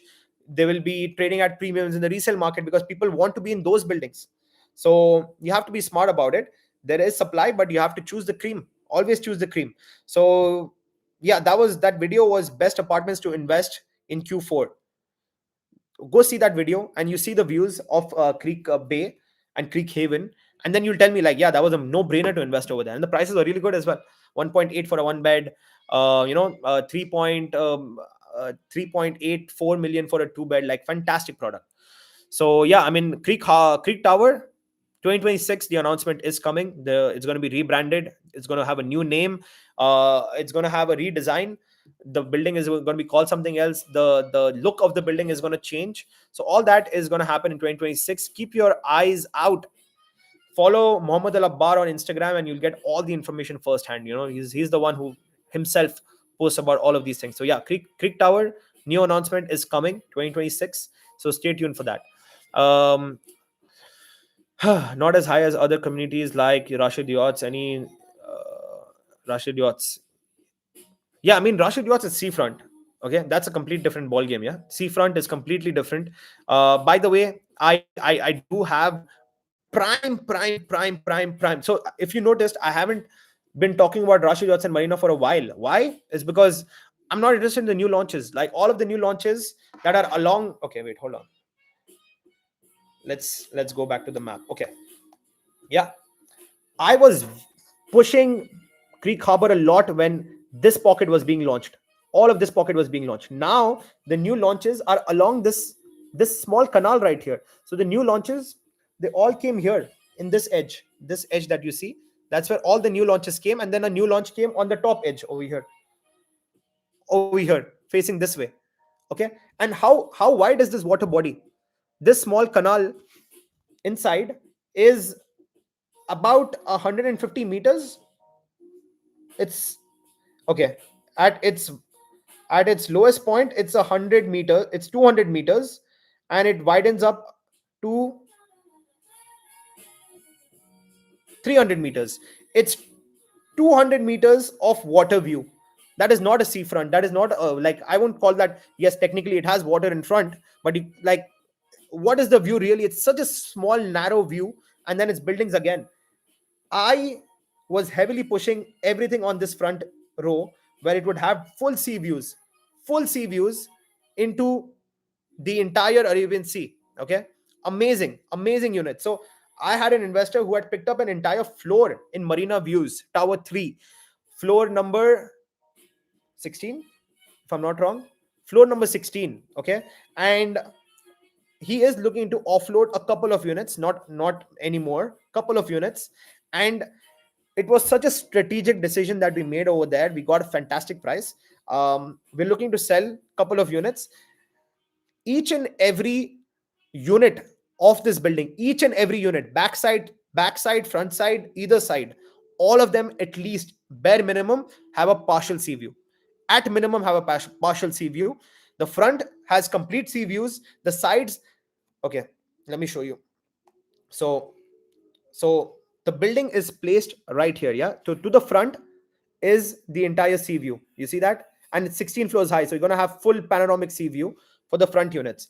For the back units, okay, the units on the side which face that way, the hell, the units that face that way have entire sea views on this side, complete sea views on this side. Okay, the units on the back have, so the back side is facing that way, yeah. So facing that way, it has complete downtown skyline views and entire views of this entire beachfront, the entire beachfront that you have over here. You can see all of this beachfront. You'll be able to see the entire Lame stretch. You're going to see the entire beach. So that was such a fantastic pick from my investor. Like, we planned it out to the T. Like, the entire floor is picked by us, and each and every unit is prime. Okay, we have some resale units right here. Like, it is a better deal than any other off plan that you can pick up right now on Rashtraya Yachts and Marina. It is the best of the best that we have in Rashtraya Yachts and Marina. None of the new launches can compete with what we have. Okay, so if you're interested in those, we can work out a very interesting deal for you. So Rashtraya Yachts and Marina is there. If anyone's interested in Rashtraya Yachts and Marina, the best of the best units, we have them. Even the back view from our units has the entire beach view and the whole skyline view of the entire downtown. So prime units, day and night, you're gonna have fantastic views. Let's continue. Adil Khan, what's your opinion on Imar South apartments for investment? Do you foresee any oversupply, as Imar has planned a lot of buildings surrounding the golf course? Update for you, news for you. Not anyone or not everyone knows about this in the market. So in Imar South, yes, there are a lot of buildings planned. But do you know, like recently, I think in November or December, they launched a couple of buildings in Imar South, and there was no noise about it, nothing about it. Imar didn't market it, nothing. Why was that the case? Why did they not hype it up? Why? I'll tell you why. So what is happening in Imar South is that the aviation authority has asked Imar to reduce the height of all of their buildings. So the first Golf Point and all those first buildings that they launched were all about, if I'm not wrong, they were like 15 floors, 17 floors in height. So all of them are going to be now at most G+8 or G+10. Okay, so literally the height of the building has halved. Okay, and all the people who had invested in those buildings on the higher floors have been reallocated units in the newer launches, and all are going to be of a lower height now. So yes, they are launching a bunch of buildings around the golf course, but did you know that all the buildings, the height has been reduced, and they're all going to be G+8 at best or G+9 at best? So that reduces the supply by half.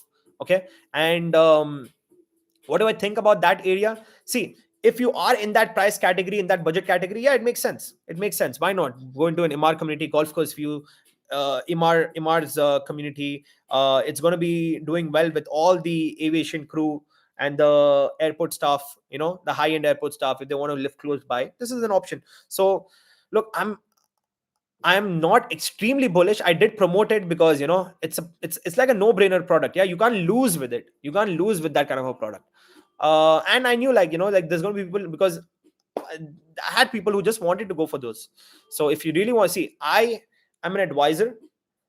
I will always advise you to buy properties. Okay, but if you are hell bent on a certain product, I mean, see, I'm not saying Imar South is a bad product. It's a good product. It's a decent product.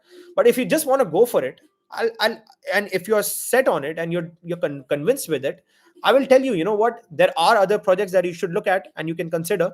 But someone is like, no, I like Imar South. I want to go for those. Imar at, low prices. I want to go for it. okay, let's do it. Like you won't, he won't go wrong with it.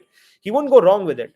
So we do sales that way as well. Sometimes customer just wants something, so we have to just give it to them. So Imar South is good. You can't go wrong with Imar South. But be careful at what prices you pick it up. Okay. Until I promoted it, I felt like the prices were fair.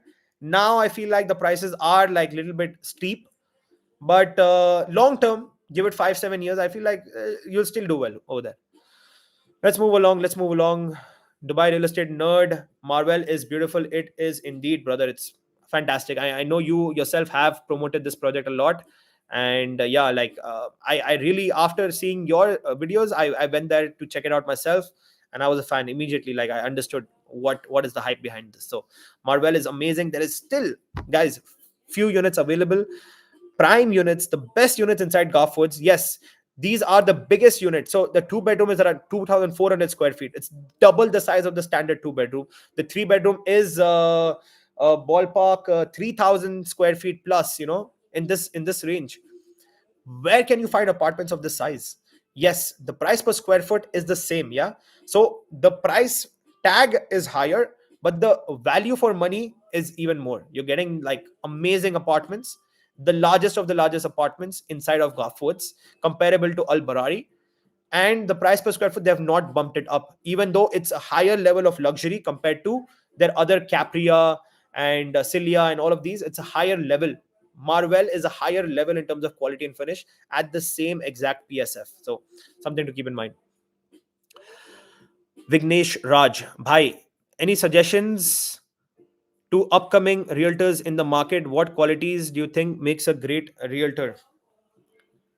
Okay, this is a topic that I can go on this for like a long time. Yeah, but please, let's start with the basics. So what really annoys me out of anything is plain stupidity. Okay, just don't be stupid, just be smart, just use your brain a little bit. Okay, for example, a friend of mine, I like him, he's a nice, like he was a colleague and he's a friend, but he's very dumb when it comes to real estate. Like he sells real estate and he does all right, but he's so dumb, like about certain things. Like he'll ask me, Saad, tell me, like, a good project for my client at 3 million budget. And I'll be like, okay, I'll send him a message. This is the project. This is something that's good. It'll fit in your client's category. He's like, okay, where is the location? Why would you waste my time asking me where the location is? Just search it on Google. Just search it on Maps and you'll find the location. Okay? Just be smart. People ask me, Saad, how do you get all the information for your analysis and stuff like that? The Google and Property Finder and DXB Interact is going to give you all the information. Okay, you also need certain contacts to get like that inside information. That is another thing. But to get started, like, use Google, search on Google, try to research, find out what happened back in the day. Like, these are very simple things that anyone can do. Like, how did I learn and understand and get all these different pieces of information? How do I compile my videos? I sit down.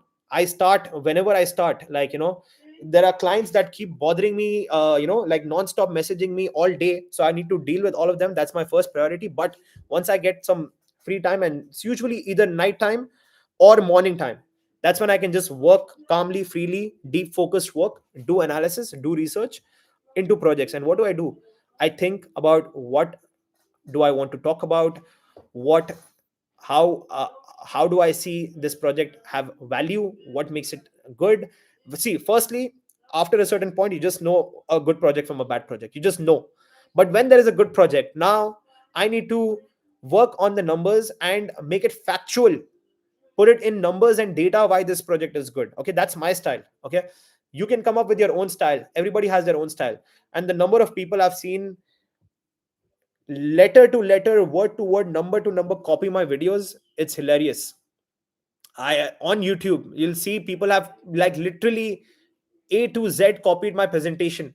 And I know they've copied each and everything, because sometimes later I catch like a small mistake that I've done. Yeah. Like maybe something is off. a number here and there is off. And I see the same thing. They have not even rechecked the numbers, done anything, and nothing. Exact copy paste, do it. They've done that on reels. I see, like, people like screenshotting my videos and doing it. I mean, fair game, whatever, everybody needs to do something in the end. If you can do something good out of it, it's fair. I don't mind that, but it annoys me. But it is what it is. But yeah, I mean, just learn, be active, try to learn, have the curiosity, be driven, be smart, just be smart about things. Don't be dumb, that's it. Don't be stupid. Okay. Know what you're saying. If you don't understand something, just say, you know what, I am not sure, let me get back to you.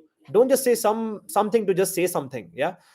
Because clients these days are very smart, and if you want to deal on a high level, deal with high level clients, know that there's not going to be any client that you can just bullshit your way through.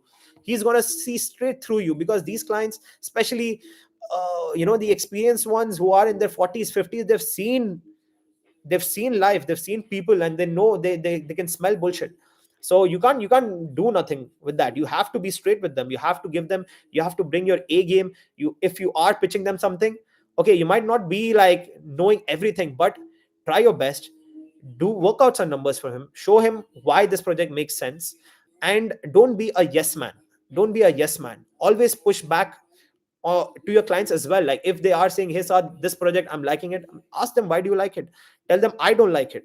Tell them, I feel like something else is better. Like, don't always, any project your client asks you is a good project. No, you have to tell him a bad project, that it's a bad project, because your role is an advisor.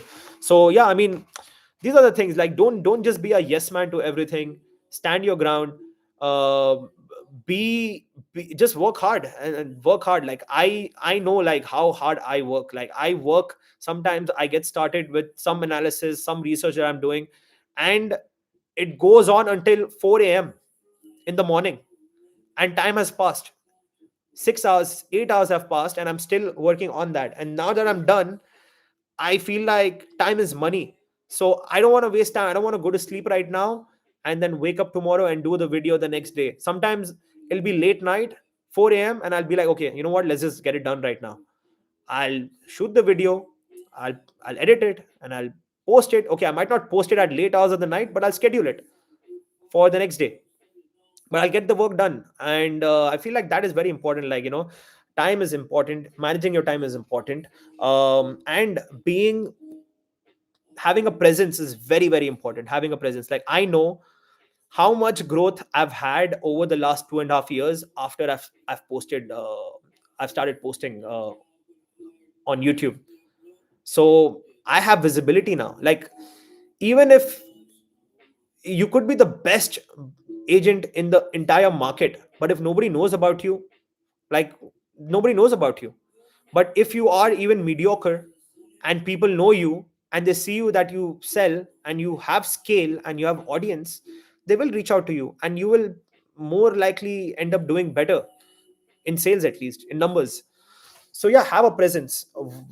This is the age of social media, this is the age of online shopping, this is the age of consumerism, this is the age of people stuck to their screens. So try to be the content that people consume, rather than being a consumer yourself. So, and people are always like, why did I start YouTube? Is because, firstly, I speak. I can't deliver a message quickly. Yeah, I can't deliver a message in a minute. I feel like I need time to speak to people, to explain to them about something, to get my message across. I can't do that. I mean, hats off. There are certain real estate agents on Instagram who are smashing it. Like, a few of them who are so good with the short form content, and they're not clowns. They are serious with what they present, and they do it so well. And I'm always envious of that. Like, hey man, I really wish I could deliver a 30-minute message in a minute and a half. That would be like so much better. But I can't. Like, that is not the skill that I have. Maybe that's something that I need to work on. Maybe 2026 you're going to see more of short form content from me, maybe I need to just plan that whole thing out, because that is a plan. I want to grow my Instagram. Do follow me on Instagram. It's the same, Saad Dubai Realtor, on Instagram as well. You're going to see a lot of behind the scenes, me going around, quick videos, just here and there. So I think I'm gonna try to grow my Instagram as well. But yeah, like, have a social presence. If you're good at Instagram, do that. If you're bad at Instagram, still do that. Instagram, TikTok, YouTube, whatever. Like, there's so many people now. Ever since, like, when I started off on YouTube, there was a few, handful. I could count them in this hand, the number of people. But now it's like 50x the number of people on Instagram. You need to know how to stand out. You just can't be over there and just posting like bare minimum, and expect people to have retention and people to reach out to you, because you have to bring something unique. You have to bring a different angle. So what I saw missing was a deep analysis. Like, because see, what I do, my model is very straightforward. Yeah, look, if you're meeting a client and you're pitching him a project from scratch, yeah, you're going to spend half an hour with him, an hour with him to explain the project. Yeah, you're going to do that. Any meeting you go out to with your client is going to be half an hour to an hour. So what I do is that I do that half an hour to an hour in the beginning. Okay, so after that, the conversations are very short and to the point.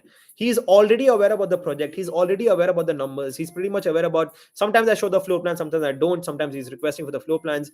Smaller details are left to be discussed. It's not something that goes on and on and on. Sometimes it does, but mostly I know, like, there are so many sharp clients who consume my content, understand the project, they know what's going on, they have consumed some other thing as well. So they just are asking me between the two, like, hey man, I saw this and I saw that, this looks interesting and this also looks interesting, what do you think is better? Then I ask him a few questions, like, okay, what is your goal, what are your plans, what is this, what is that, what are your funds like, and then we decide like what's better, and then we make a move. Like, so that's what I like to do. I like to do the heavy lifting first, so that the later part is easier. A lot of people, I feel like, like, make like those 30-second reels, like the bad ones, and then clients reach out, and then every client they're spending hours and hours. So I like to way the other way around. I like to work the other way around. So let's move along. I hope, Vignesh, that helps. Just be smart about it. Just look out. Try to learn as much as you can. Consume a lot of information, research. Try to go to developers' office. Speak to the developers' agents. Unfortunately, these days, if you're not going to Imar or Miras, like, all the sales agents are like also like just new sales agents for the developer. They're just there for, they've been in Dubai a year or two, so they themselves don't know much. They're just selling their developers product. So I mean, yeah, I mean, just, I would say, just speak to more and more people. Try to do more, get a social presence, watch whichever content creators, like, on YouTube, Instagram, you resonate with, learn from them, understand from them, and try to add your own thing. Try to bring your edge into, and definitely, like, in social media, you have to be on social media to be big. You have to be on social media. Let's move along. Okay. um Aisha Hussain, keep up the good work. You're doing great. Mashallah. Thank you so much, Mr. Aisha. Thank you for all the support, Mr. Vignesh. Does social have significant impact on lead generation in long run? Does social have significant? Of course. How do you think I close my deals? Where do you think I get my clients from? 100% of my clients reach out to me from YouTube, or maybe randomly, sometimes, rarely, I don't know how, on Instagram.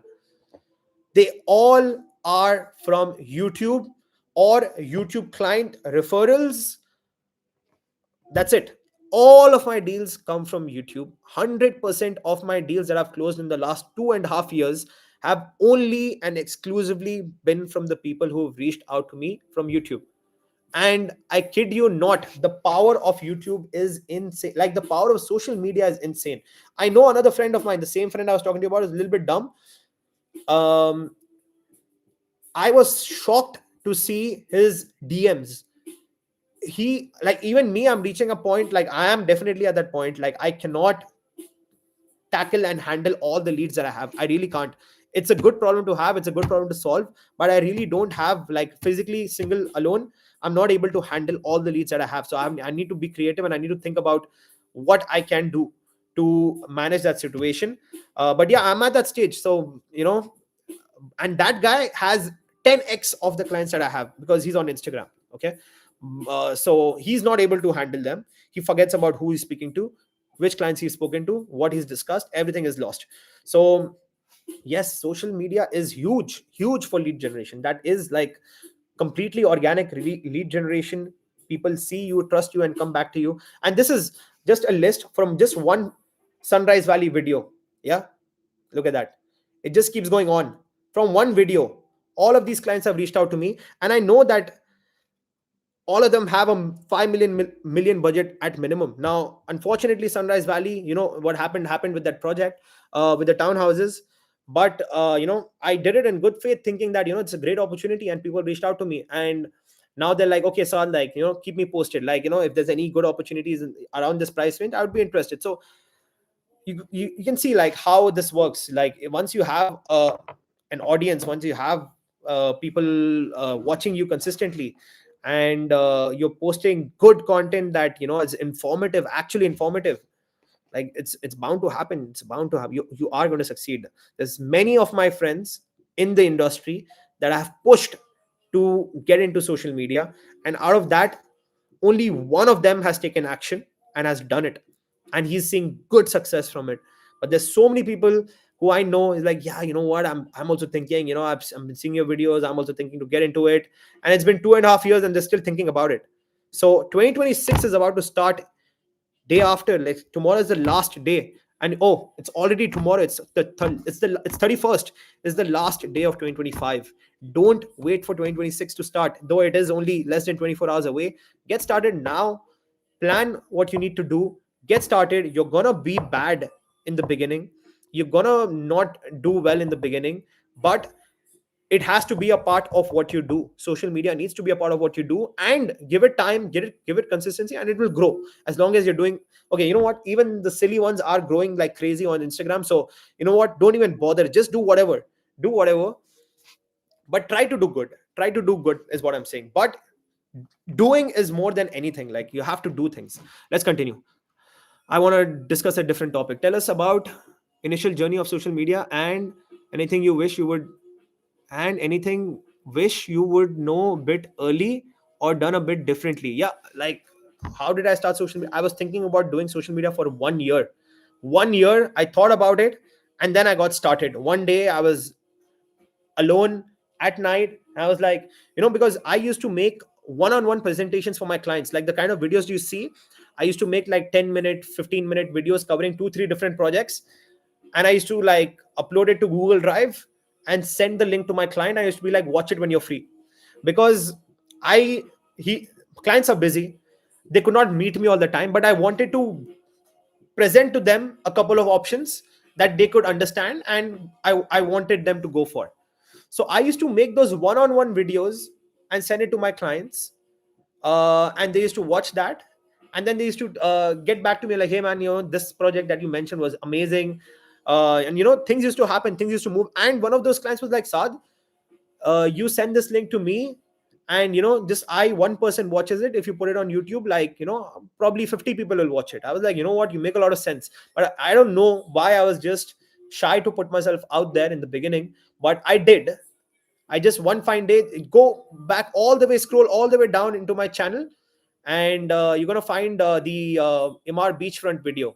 Okay, so I did that. I was in my room. I was like, you know what? I'm bored. I have no clients who are messaging me.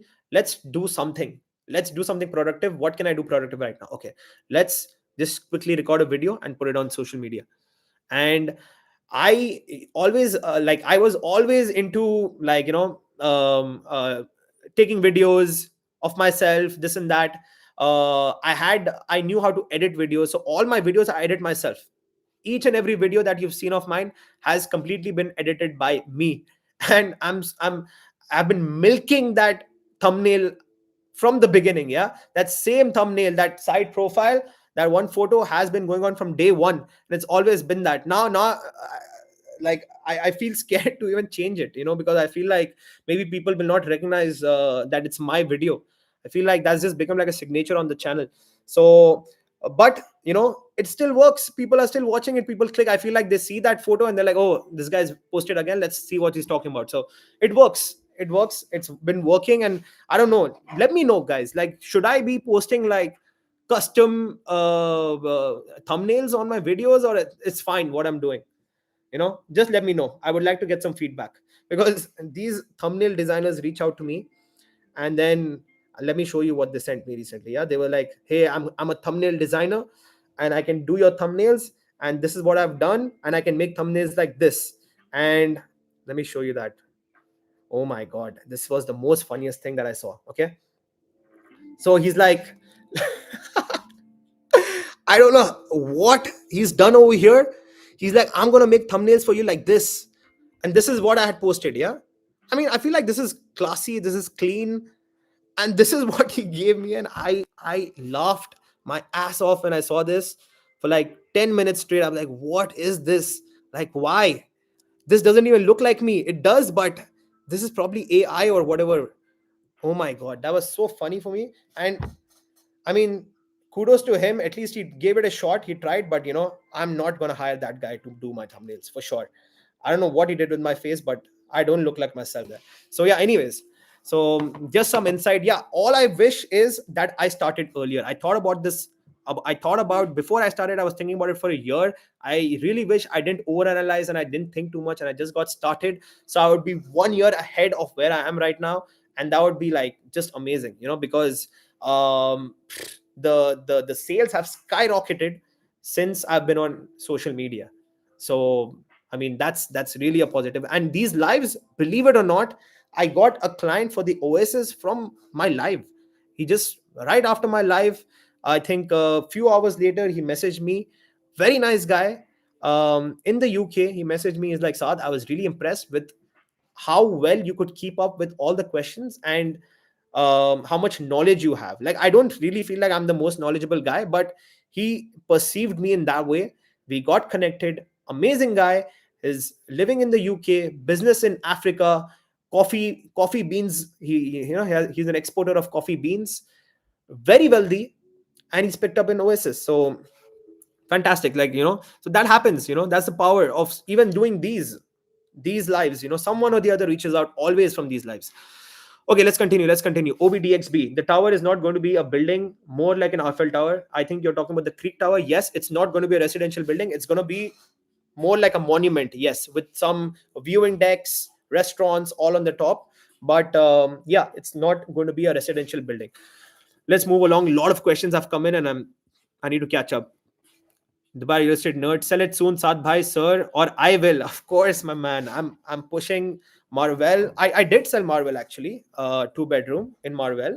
So yeah, I have caught up, but I don't know like how many you have done over there. But at least I've done one for now. So in Marvel, but in Garfords, we still did quite a few numbers. But Marvel, like, see, it's a product that if you understand it, you will definitely go for it. So it's just that, see, I should definitely do a video, but now it's like last few units, but all good units, because each and every unit has like full view of the forest. That's what's left. I think I don't know if it's going to be worth doing a video, but just to cover and show that amazing show unit, I think that's completely worth doing it. So maybe I'll just do that.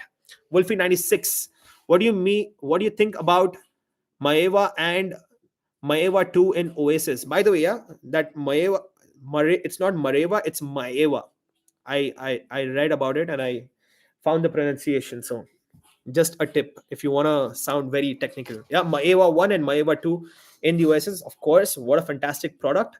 Amazing project overall. Certain of course there were certain pockets that not recommended for investment, because like it was back to back or things like that. But if you found a good unit on a park, or a wider distance between the villas, I mean, Oasis is one of the best floor plans that you will ever find in Dubai from a developer. Okay, custom villas, okay, another story. But from the developer, if you're looking for some of the best floor plans, Oasis is the best in the market in terms of that. And also price per square foot wise, like you can't compete. Do you know what the Elysian mansions in Tilal Al Ghaf sold for? They all sold for 35 to 40 million dirhams. The price per square foot was extremely high. Yes, for sure. They're going to use some extremely amazing materials over there. But you can buy Oasis for like a 5 bedroom for 20 22 million. Spend 5 million, make it like the most luxurious villa on the inside, and then you're like doubling your value of your property. Like, your property value will jump to like 40 50 million dirhams. So it is one of the rarest and the best projects that is out there in Dubai.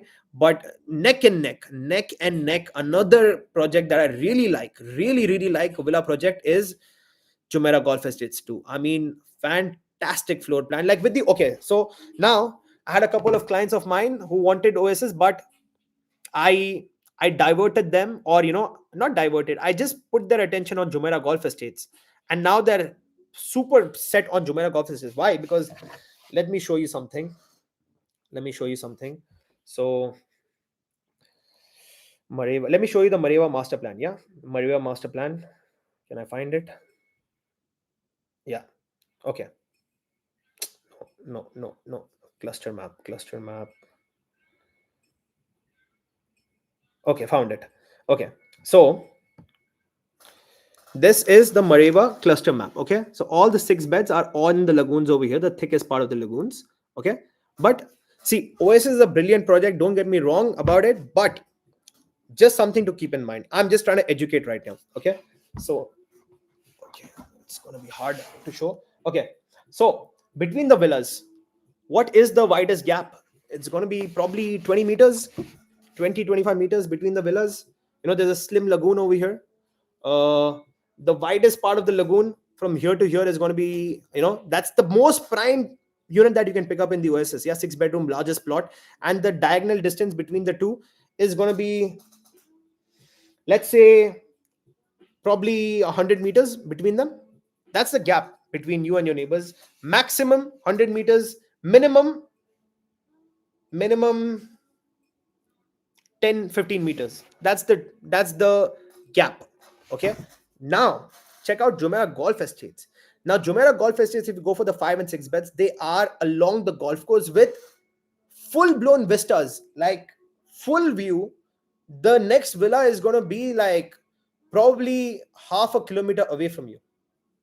Yeah, half a kilometer away from you. That's the kind of views we're talking about. That's the kind of privacy that we're talking about on the golf course. And see, Oasis, I really like Oasis, and I trust Emaar. But have we ever seen a lagoon in full execution yet? We have it in Dubai Mall, in front of Dubai Mall, in front of Burj Khalifa. That's a proper crystal lagoon. We have it in District 1, which was not the best implementation of a lagoon. So I'm always like, until I really see a lagoon, like real lagoon, proper finished product, I'm not 100% going to be convinced. Now I am a believer of Imara, and I know they're going to do a good job. And yeah, that's why I have promoted the Oasis heavily. More than anything, it's not because of the lagoons that I'm promoting Oasis. It's because of the product and the level of the community, the scarcity, the price point is why I promote Oasis. It's not because of the lagoons. So for me, the lagoon is the last thing on my mind. Yeah. But a full blown golf course, now that is something that is tried, tested, implemented, and extremely successful in the market. Like, who doesn't like nice green views of the golf course? And most of the golf course also have lakes. Yeah. So this is old Jumeirah Golf Estates. Yeah. So like you have gaps like this between the villas. Yeah. Now this is like a 400 500 meter gap. That is significant of a gap. So that provides you so much uh so much of what's the word I'm looking for? So much of privacy, so much of exclusivity. So golf course views And golf course communities, especially Jumeirah. And you know what, Jumeirah Golf Estates 2 is legitimately half price of what is selling in Jumeirah Golf Estates 1. And Jumeirah Golf Estates 1 are mostly all 10 to 15-year-old villas over there, upgraded. Most of them are upgraded. Over here you won't have to upgrade. You're getting a modern facade, amazing facade from the get-go. I mean, like, that is such a fantastic opportunity with a 50-50 payment plan. 50-50 payment plan. If you do, I'm not even kidding, if you are just an investor, like strictly only about pound for pound, dollar for dollar, dirham for dirham, which is going to make me more money, your ROE on Jumeirah Golf Estates is definitely going to be higher because of the 50-50 payment plan. And it's half price of Jumeirah Golf Estates 1. And it is one of the most established and sought after community from the Europeans. They just love it. They just love it. You go inside Jumeirah Golf Estates, you feel like you're not in Dubai. You feel like you are in a country where there's a lot of white people. One of those countries. That's what you feel like. And it looks like that as well. It's green, it's nice, it's beautiful. So Jumeirah Golf Estates, I'm telling you, like, it is extremely, extremely amazing of a product. A payment plan, the floor plan, the sizes are really, really good. And if you're getting a 5 and 6 bed, it's like golf course views. We know, like, they can, like, a golf course is tried and tested. A lagoon has not been tried, like, not been fully executed yet. Damak Lagoons Sales Center, if you go there, there's a small portion of the lagoon that they've built out. And usually, the lagoons will only come after all the construction is over, because otherwise, they're just polluting the lagoon. All the dirt of the construction will go in the lagoon, and then it's just like an even longer process to get rid of it, of all the dirt. Okay. So, lagoon, I don't know how it's going to be, how's the maintenance going to be, if it's going to be nice. Like, we know it could be nice, but we don't really know until we see it. So I would trust a golf course community over a lagoon based community any day of the week. And Wasil is like no small developer. They are like top of the top government, proper government, not even government backed developer, government developer, government. You're dealing with the Dubai government, and that's what they are. Okay. So what was I talking about? Yeah, Mareva and Maeva. Yeah, fantastic products. But if you are looking for something that is along those lines with a better payment plan, with a better green view, if you're not convinced with the lagoons, Jumeirah Golf Estates is the way to go. So sorry about that, went off on a whole different tangent. Adil Khan, thanks Ad for the great insights. Thank you, Mr. Adil. OBDXB, I would rather listen to the full 30-minute video with data and analysis than a 10-second reel. Exactly, OBDXB. That was what I thought. So hopefully more audience joins in 2026. Right now we're on 5,000 subscribers, guys. That's amazing. Imagine, like, 5,000 on YouTube is hard work to build 5,000 on YouTube, because I know on Instagram you can do that in like 6 months, but on YouTube, believe me, it's the hardest platform to grow on, especially in a niche like real estate. That is, like, it's not entertainment, right? I'm like, my videos are not entertaining. I don't do any flashy stuff, like, flexing cars and this and that. It's not like nothing crazy. It's just straight numbers, boring.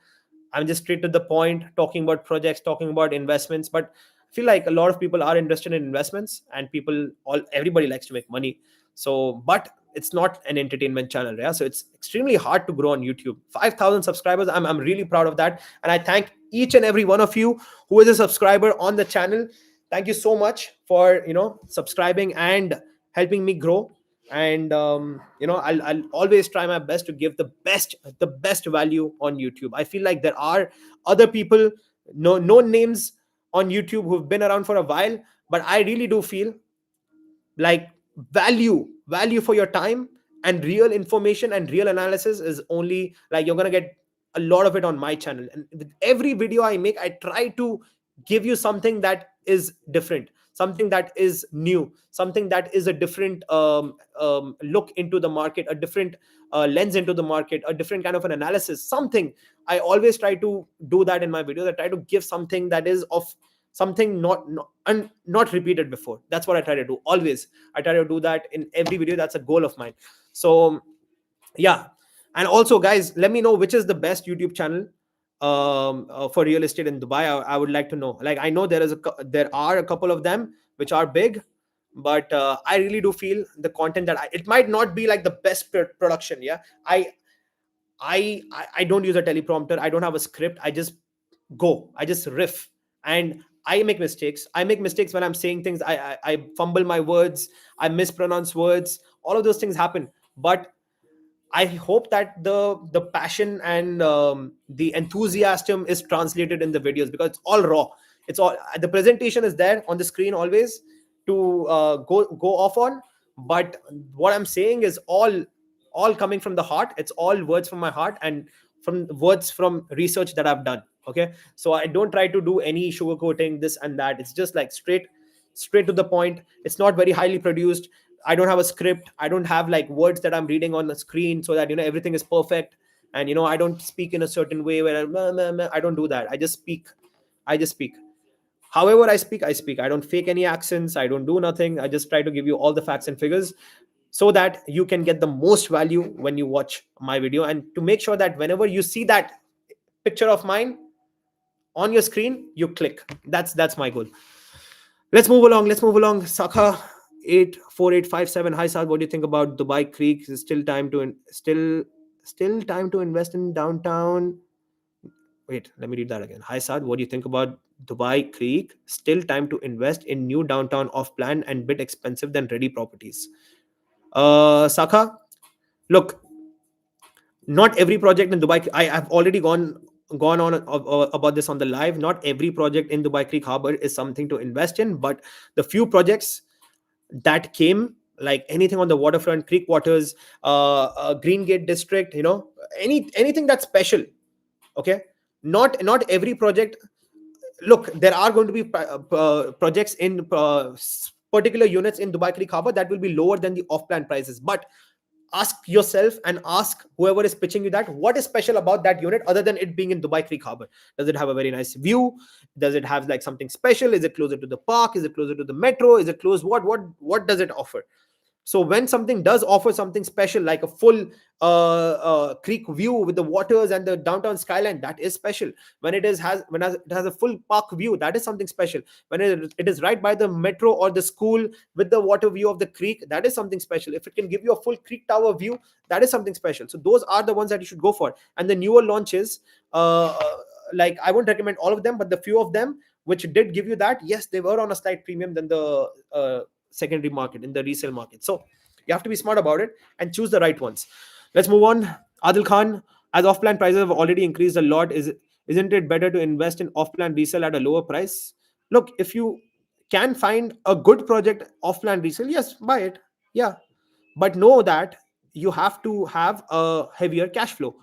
Your money that you spend on day one is going to be way more than what you buy in off plan. Okay, so if you can manage that, yes, of course, go for it. If you can find a good project that is uh, lower than off plan prices, yeah, go for it. But there are a lot of interesting opportunities that are like, especially the Heights, Jumeirah Golf Estates, Oasis. What else? Yeah, I mean, these certain projects are Valley right now. The Valley Villas, fantastic off-plan opportunities that you can't find. It's only off-plan. It's only in the primary sales. Once it's sold out, then again you will have to go back to the resale market. Jaden Robinson 2, bro, is Mudon Dubai by Emar? Mudon by Dubai. It's by Dubai Properties, my brother. Jaden, Mudon is a master community by Dubai Properties, which is right behind the Mark Hills 2. It's a nice location. It's a family friendly location. A lot of schools around. So that is a fantastic location. And I really like the Modon product as well. Wolfie 96. If I buy with Imar off plan, better go to, if I buy Imar off plan, better to go through an agency or directly through Imar. Okay, my brother. So again, with Imar, right? I'll tell you something. For example, you work with me, I will tell you what is good about the MR project, what is bad about the MR project, which product in that MR project, which unit in that MR project would be suitable, would be good as an investment. The MR guy is only going to tell you all the best things about his project. He's not going to tell you any negatives. And trust me on this. Yeah, my clients have done this. A few of them went straight to Imar, and they just got offered any unit. And the Imar guy is like, sir, this is the best unit, you should go for it, take it, otherwise someone else will take it, blah blah blah. They picked up some unit on the podium floor. Like, why would you do that? Like, if you work with me, and see, I don't know, but this is a fact. With top brokers get top inventory. When you go direct with Imar, they just try to sell you what any stock. So this is a fact that you need to know. So go with an agent who has a strong tie, strong connections with Imar, who can get you the good stuff, and who can tell you bluntly what's good, what's bad about the project, and is not going to just tell you any product is good. He's going to tell you exactly which ones to go for, which is good, which is not, and he's going to get you those. And the Imar guys, see, Imar has a sales team of 50 people. Out of 50 people, about 25 people are OGs, old school guys who've been working in Imar for like more than 5 years. The other 25 are all new people who are still getting trained. So with for like they've been in Imar for a year or 6 months. I know many of those kind of people, and their knowledge is limited. An experienced broker is going to have way more knowledge than what the Imar guy has. Okay, so look, if you want the best for yourself, you will always go through an expert. Like, look at any of the richest people. Yeah, the richest people, they value their time, and they value expert advice. They always, like, the most successful people always have a team around them. Okay, they always offload tasks that others can do slightly better. They always do that. That's the recipe for success. You have to have a team around you. So for those kind of clients of mine who understand, like, yeah, like, I need someone like now I am part of that client's team. In a way, I am his property advisor in Dubai. That's it. Like, he's not going to waste time going around to different developers and asking, hey, you developer, what's going on. I'm his point of contact, and I can educate him about all the new exciting projects that are coming up in Dubai. And I can tell him not just about the one project by one developer, I can tell him about all the projects from all the developers, so he can be informed and make the best decision. And he leaves everything on me after that. Like, okay, if you buy directly from Amar, you're going to get all the constant emails for all the paperwork, for all the payments, and you can't offload any of that. If you have a strong broker, he can offload a lot of your tasks from your plate, for the snagging, for the payments. If you have anything that you need to coordinate with Imar, like, paperwork, documents that need to come in or out, Okud request, SPA follow-ups, all of that, like, we can do that for you. If you are a hardcore successful person who is busy in life, you know doing things, why would you waste your time doing this? I mean, when we are there to help you out with that. So this is just my piece of advice. And the Imar advisor, the Imar sales guy, like, if you go directly from Imar, he's never going to be there for your property resale, right? He's never going to be there for resale. He's never going to be there to rent out the property. He's not going to be there to manage your property, to put it on short term Airbnb or whatever. So then you have to come back to us, and then at that time we will definitely charge you a commission. And yeah, so if you want a a streamlined journey where someone can completely take, you can have a hands-off approach, and we can take care of all the boring and the follow-ups that need to happen with that, and we can give you all the correct information, get you the best units out, be there when time comes to resale, be there when time comes to rent out your property or whatever about it. We are there. So choose wisely what you would do. let's move along let's move along to the next one. Dummy, what do you use for editing and thumbnails? For editing, I use CapCut. For thumbnails, I use Canva. Simple. Vignesh Raj, any idea about Bengati townhouse community location? It's not happening, Mr. Vignesh.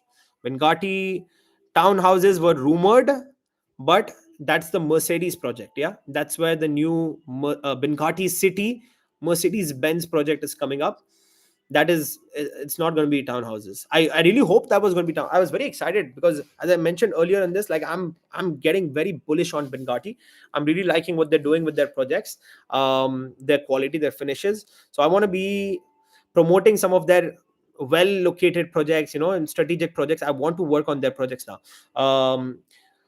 So yeah, I mean, I really hope that they would do townhouses, because they would do a really good job if they did townhouses. Like, their quality finishing would be really good, and it would be fast deliveries. but it is not the case. It's only going to be apartments over there.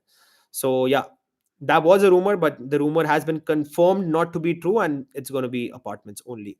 Mr. Vignesh, there is a new launch in Jumeirah Golf Estates by Vassal, but unfortunately, Pinewood Estates we still have inventory for 3 and 4 beds. What's driving the slow demand? What do you mean? Unfortunately, we still have inventory. That is fortunate that we still have inventory. You need to understand that. It is fortunate that there is still inventory that someone can pick up. And how many units are there? Let's double check. I'll tell you why. And Mr. Vignesh, let me tell you why. Why is there, unfortunately for Vassal? No, it's nothing unfortunate about it. Nothing absolutely unfortunate about it, because it will sell. Like Vassal doesn't need to make like sell out a project in this month or they go bankrupt. No, they can literally write it out until the project is ready, and they can sell it for like 50% premium, and still nothing happens. Not a dent for them. It doesn't make any difference for them. The main reason none of the brokers in the market work on Vassal projects is because of the low commission that they give you. Trust me, when I sell a Vassal, I don't make that much money, but I just want to sell the best products out there. So that's the reason why. Like majority, like okay, the Vassal Pinewood Estates, yeah. What's the price point on that? About 6 million. 6 million. If that same broker sells another product with any other developer, he's making double the commission. So obviously, he's not going to promote it. And if someone is interested, he's going to desell that very product. You need to understand that. So um that's the reality of the market. We have hundreds of thousands of brokers, and all of them are just chasing that commission check, and they're going to try to milk out as much as possible from their deal with this client. So you tell me, like, why doesn't anyone work on Vassal? Why doesn't anyone work on H&H? Why doesn't anyone work on H&H? Their commissions are barely nothing. They pay barely anything for what you sell for them. Okay, but like a real true advisor, like for me, look, I will make the commission that I make. It's going to be low, or it's going to be medium, or it's going to be whatever, but that is going to happen regardless. But if I sell just for the sake of selling a bad product to my client, he's not coming back to me. He's never referring anyone to me. None of that is happening. I get something in the short term and I lose out all the gains in the long term. So most of them, like I've lived in Dubai all my life. This is home for me. 32 years I've been here. I've grown up here. I've went to school over here. Okay, I learned how to ride a bike over here. Like this is my home. Okay, so everything, this is my home. So I'm not going anywhere, and I know like I'm here for the long term. So I need to plan out and work in a way that I have long term business, not short term gains, long term business. So that's the thing. KDXB. Good morning. Please explain why Palm Jabal Ali new units, low numbers on the fronts, have sold for 25-27 million. However, resale is 60% paid and are selling expected close to OP only. What do you expect soon? The units on the loan, 60% paid. Okay, I'm not. I need clarity on what you said. If you can just type again and explain. But from what I understand, you're saying that the low numbers are the ones that are closer on the fronts, the on the beginning of the fronts rather than the end of the fronts. So yeah, let me for people to understand. A low number villa is the starting villas. Okay, starting numbers are the low numbers, and when you speak about high numbers are always on the edge. So when you're on the edge of the palm, you have a wider water view, you have more open views, and you have more exclusivity, you have bigger plots. Everything is better when you're towards the end. So generally on either of the palms, the more further along you are on the front, the higher is the value of your property. Okay, so low fronts will always go for low prices and probably for low premiums, because nobody, if there are all these villas over here, why would they want to choose the first one or the first few when they can be in the middle? Okay, they will have to pay a premium. The ones who can afford it will definitely go for those.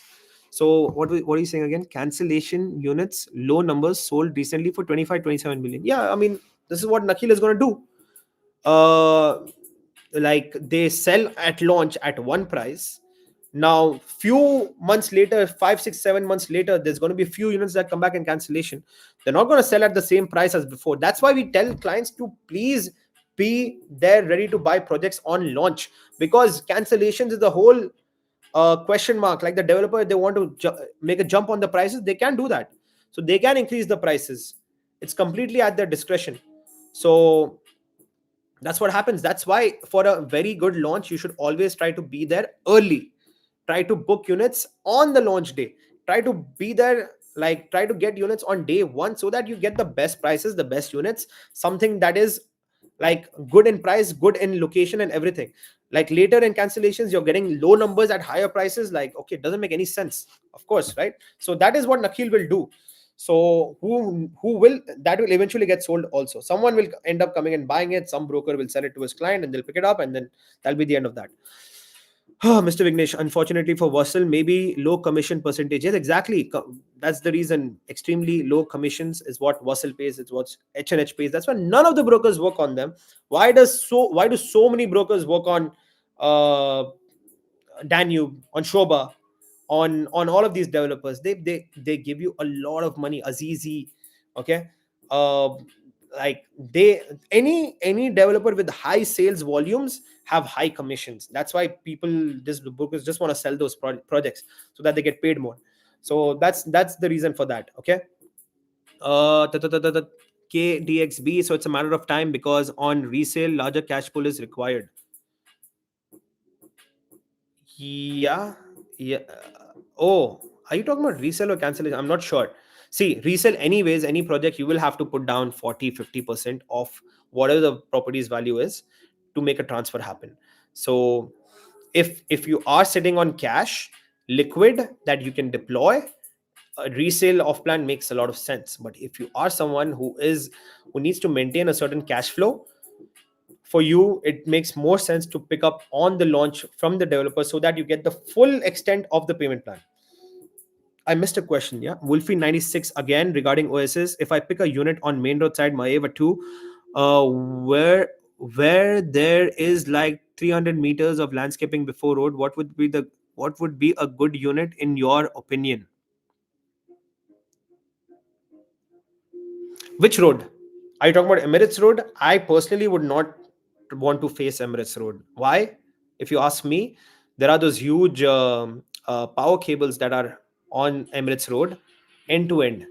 So if you're facing like directly on Emirates Road, that's not going to be a good look, in my opinion. Yeah. The power grid, there's many people who just don't want to be facing or be near to the power grid. So that's not going to be a good unit, in my opinion. Like, given a choice, why would I choose that when I can choose something facing the internal parks or something like that? Yes, it does have 200 meters of landscaping, but you're not gonna that landscaping is not gonna take away the fact that you have all those power grids in front of you, and you're facing a major highway. So yeah, ideally Expo roadside is still, like, not bad, because it's not as wide of a road. Anything like, full road facing, I would not prefer. I hope Imar can like do like full blown trees planted all across the boundary of the community, so that there is good privacy. But like, I personally would not choose that. I would choose something that's internal facing, park facing, something that is a little bit more internal, personally. And yeah, I would recommend that to anyone, basically. Mr. Harsh, thanks again for all the great work. Really appreciate it. Thank you, Harsh, and thank you everyone who is on this stream right now. um Dubai Real Estate Nerd, bhai, did you check the news regarding Dubai auto market by DP World? No, bro, this is news for me. Please enlighten me, and maybe enlighten the audience as well. Let me do a quick Google search. Dubai auto market. Dami, I'm surprised to see you're awake.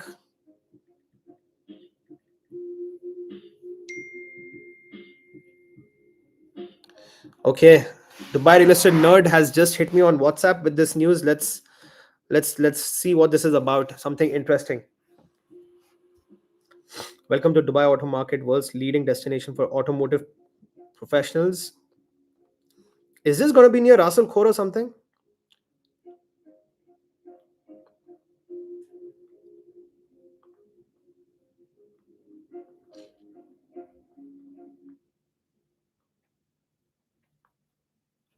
Who can benefit?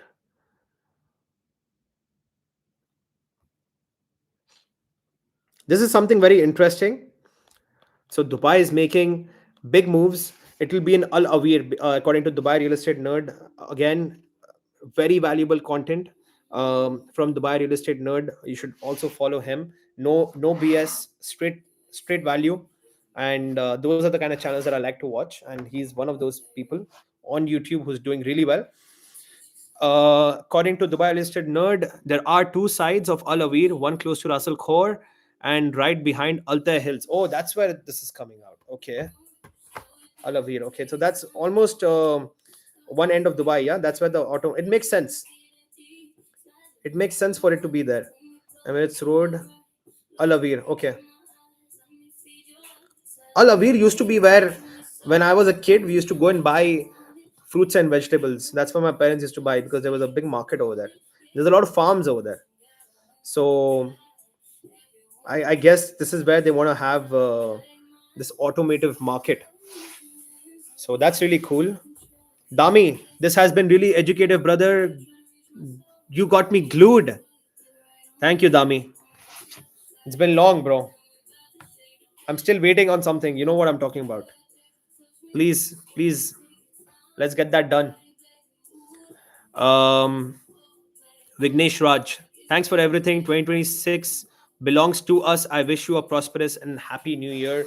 Thank you so much, Vignesh. I think this is where we can pause the live and end the live. It's 2.5 hours of a live session. So I think this is one of my longest live sessions. And yeah, hopefully everybody on stream had a good time. I had a good time. A lot of questions back to back. Uh, yeah, and I really wish everyone watching a very happy 2026. I hope this year, no excuses, all action, a lot of success. I wish everyone a lot of success. Any brokers who are watching, take action. uh try to be bigger and better. That's what I'm trying to do.